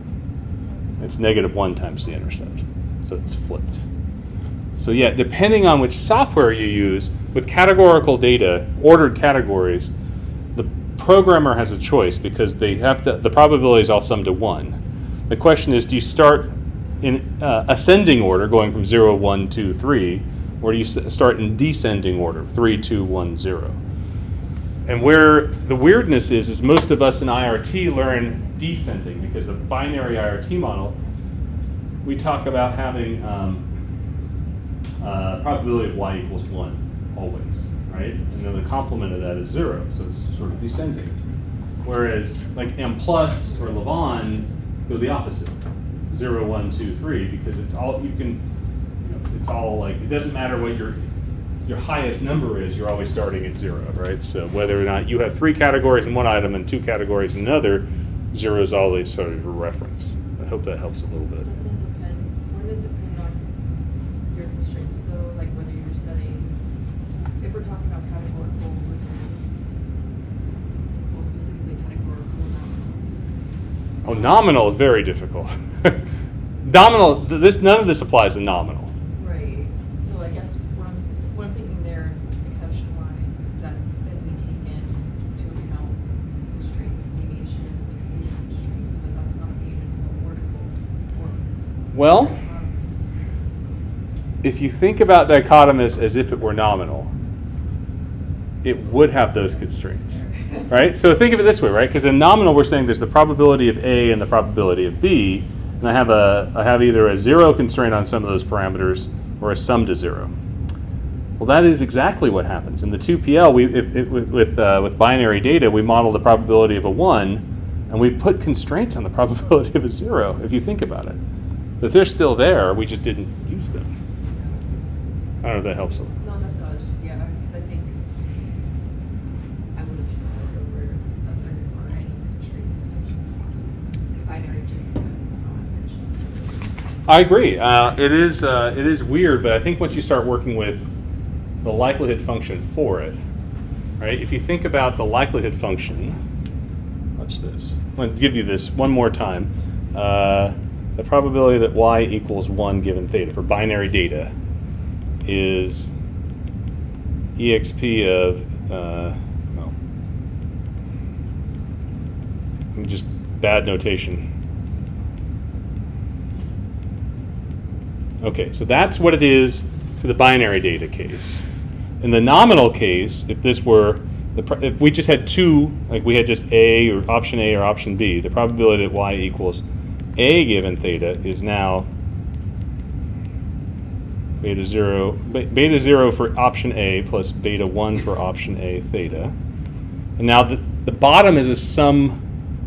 It's a divide by total, right? And so here is exp of beta 0 A plus beta 1 A for theta plus exp of beta 0 B plus beta 1 B times theta. Now we have to put a sum to 0 constraint. So let's imagine we sum to 0 or put a 0 constraint. Both of these are set to 0. What does e to the 0 become? There's our 1, and these two are equivalent now.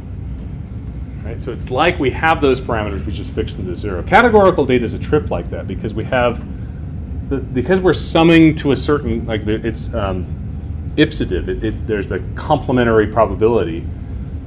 There's lots of ways of envisioning the same thing, and I get screwed up with that too. In fact, when I teach the SEM class, I can't for the life of me tell you two things. One is a threshold, and two is in a ordered category or graded response model. I always have the sign flipped as which way the sum should be in some places or the others. I cannot keep it straight. But if you program it, it becomes very clear very quickly because you got to have it sum to 1, and if it doesn't, then you know there's an error. So I hope that answered what you're looking for. Yeah, it did. The other thing I'll add is why in some cases thresholds work one way and why in some cases thresholds work in another is because of the context. So here, we're literally just estimating this weird tetrachoric correlation, and that relies on thresholds, and that's all we're using it for. So we're using the thresholds to define regions of integration. That's very different than like the threshold concept of the item parameter in CFA or IRT or something along those lines, right? That's still a threshold, but it's not, I don't know. Hope that helps a little bit. It does and it doesn't, because I like the idea of like a cut threshold being a cut score. And, Well, it is. It still is. It's just trying to you know, think of it differently. Good question, though. All right, so homework. Other questions on homework? Yeah. Yeah. Can you go back up to the contour? Yeah. Right here. So those thresholds that are going to be given to us by like the PM. That's right. So we don't have No, thresholds are not even multivariate. It's just p norm. Right. Okay. Yeah. For each dimension. Okay, so then that's gonna, the only thing left is the correlation. That's right. Because what we were thinking yesterday was we weren't sure if you had to also estimate those. Because Yeah, and so I added that note at the end. So that was where I updated the homework. Note number 2 was fix them Okay. using p norm. Yeah, because then we were thinking if you change correlations and fix the thresholds, you no longer have that same table. That's right. Or if you do the other way, fix the correlation and move the thresholds. So we weren't sure which one was the one we had. Yeah, so what we're going to do is fix the thresholds as if we know what they are. And we do because, again, if this table maps onto data, one easy thing we can do is take that marginal probability and get it exactly by converting it to this threshold, right? Because we know we have to take the inverse cumulative normal CDF to grab that. Yeah, but with that, you're right. For every value of the correlation, it changes the probabilities in that table, and that's why it's a likelihood function, right? And eventually you'll hone in on the most likely value of it. You want another tip? Oh, no.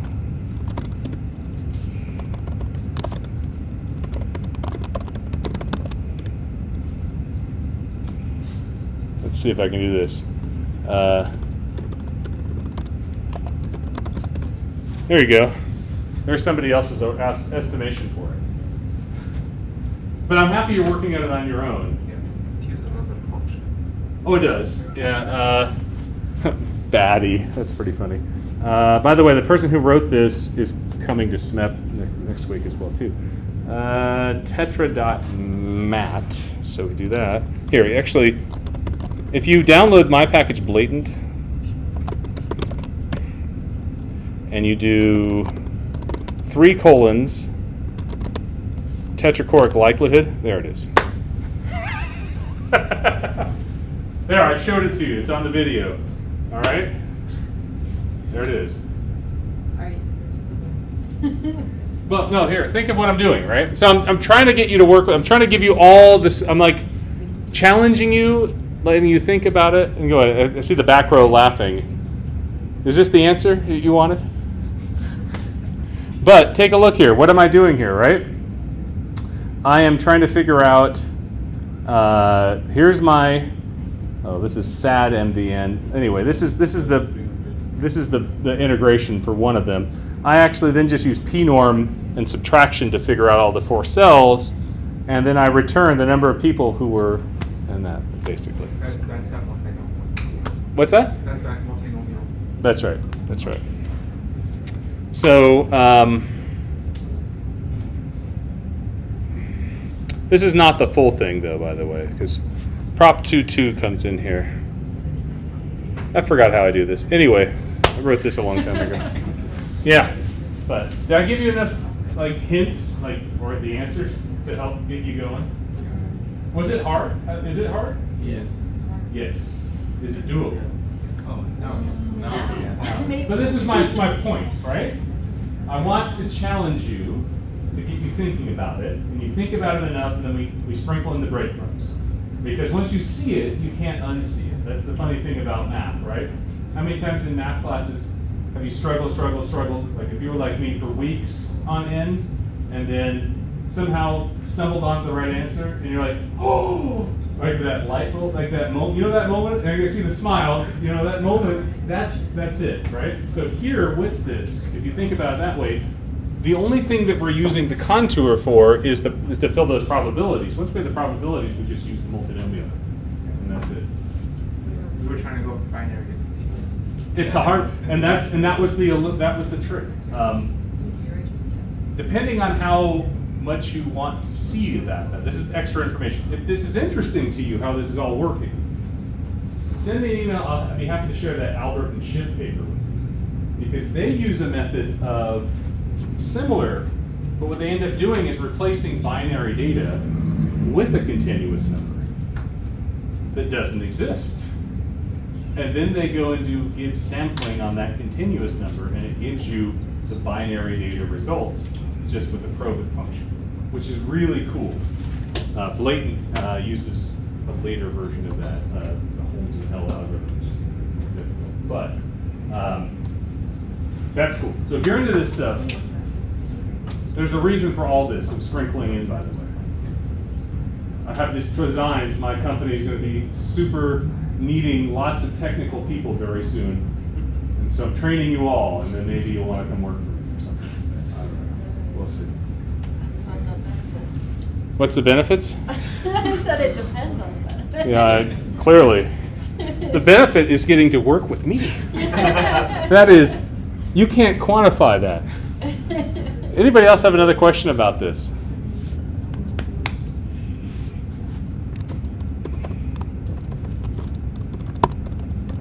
Here's the psych package version of the tetra.mat, and it uses, A lot of it helps. what's that? A lot of it helps us. Yeah, so what's happening, if you use psych package, it has a bunch of options. So here's the thing about the tetra core. You're computing it for one correlation. Now envision you're doing the whole correlation matrix, right? That's fairly straightforward. But if you want that correlation matrix to be something that you can use in an algorithm like CFA, which is what limited information uses, it has to be invertible, right? And with tetracore correlations, more often than not, with 10 variables or more, there's going to be some that allow the basically to make it not invertible, like the determinant becomes 0 or negative, just because of the way that correlation matrices have to be structured to be positive definite. And so what psych is doing is trying to find a way to sort of smooth those into a spot where you could then invert the correlation matrix. So, and that smoothing can be pretty cool if you like matrix algebra and matrix decomposition, but that's why there's so much going on in psych here. Anyway, I know you're all capable. Yeah. It's not related to this. Yeah, go ahead. It's related to correlation. What's that? It's related to correlation. Okay, go for it. Can you regularize a correlation coefficient? Try to send it to 0 if it's. Yeah. I've been thinking that can't work. Yeah, you can, although I think I usually come about it from a more modeling point of view. And so it's a regularization like a lasso, right? Yeah. Usually you see in like a linear model, right, where you have a constant on a likelihood for certain parameters, right?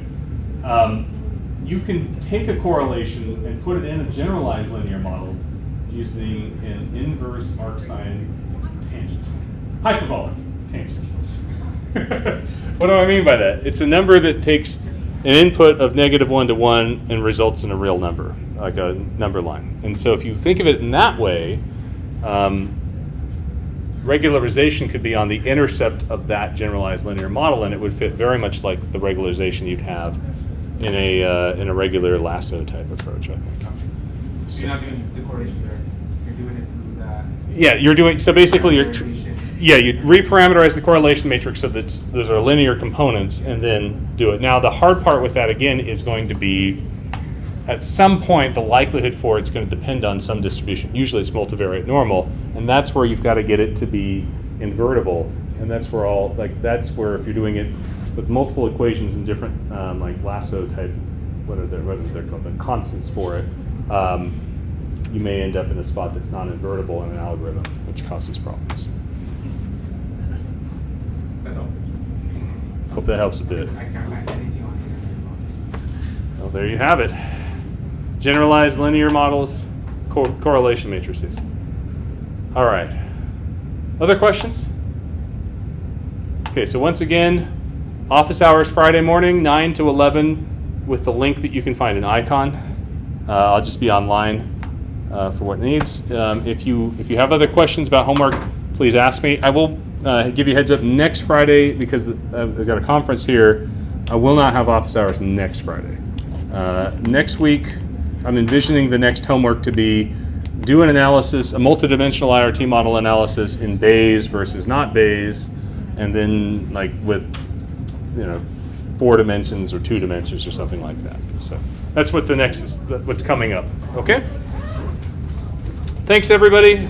It's been great being your instructor today. Have a great rest of your afternoon.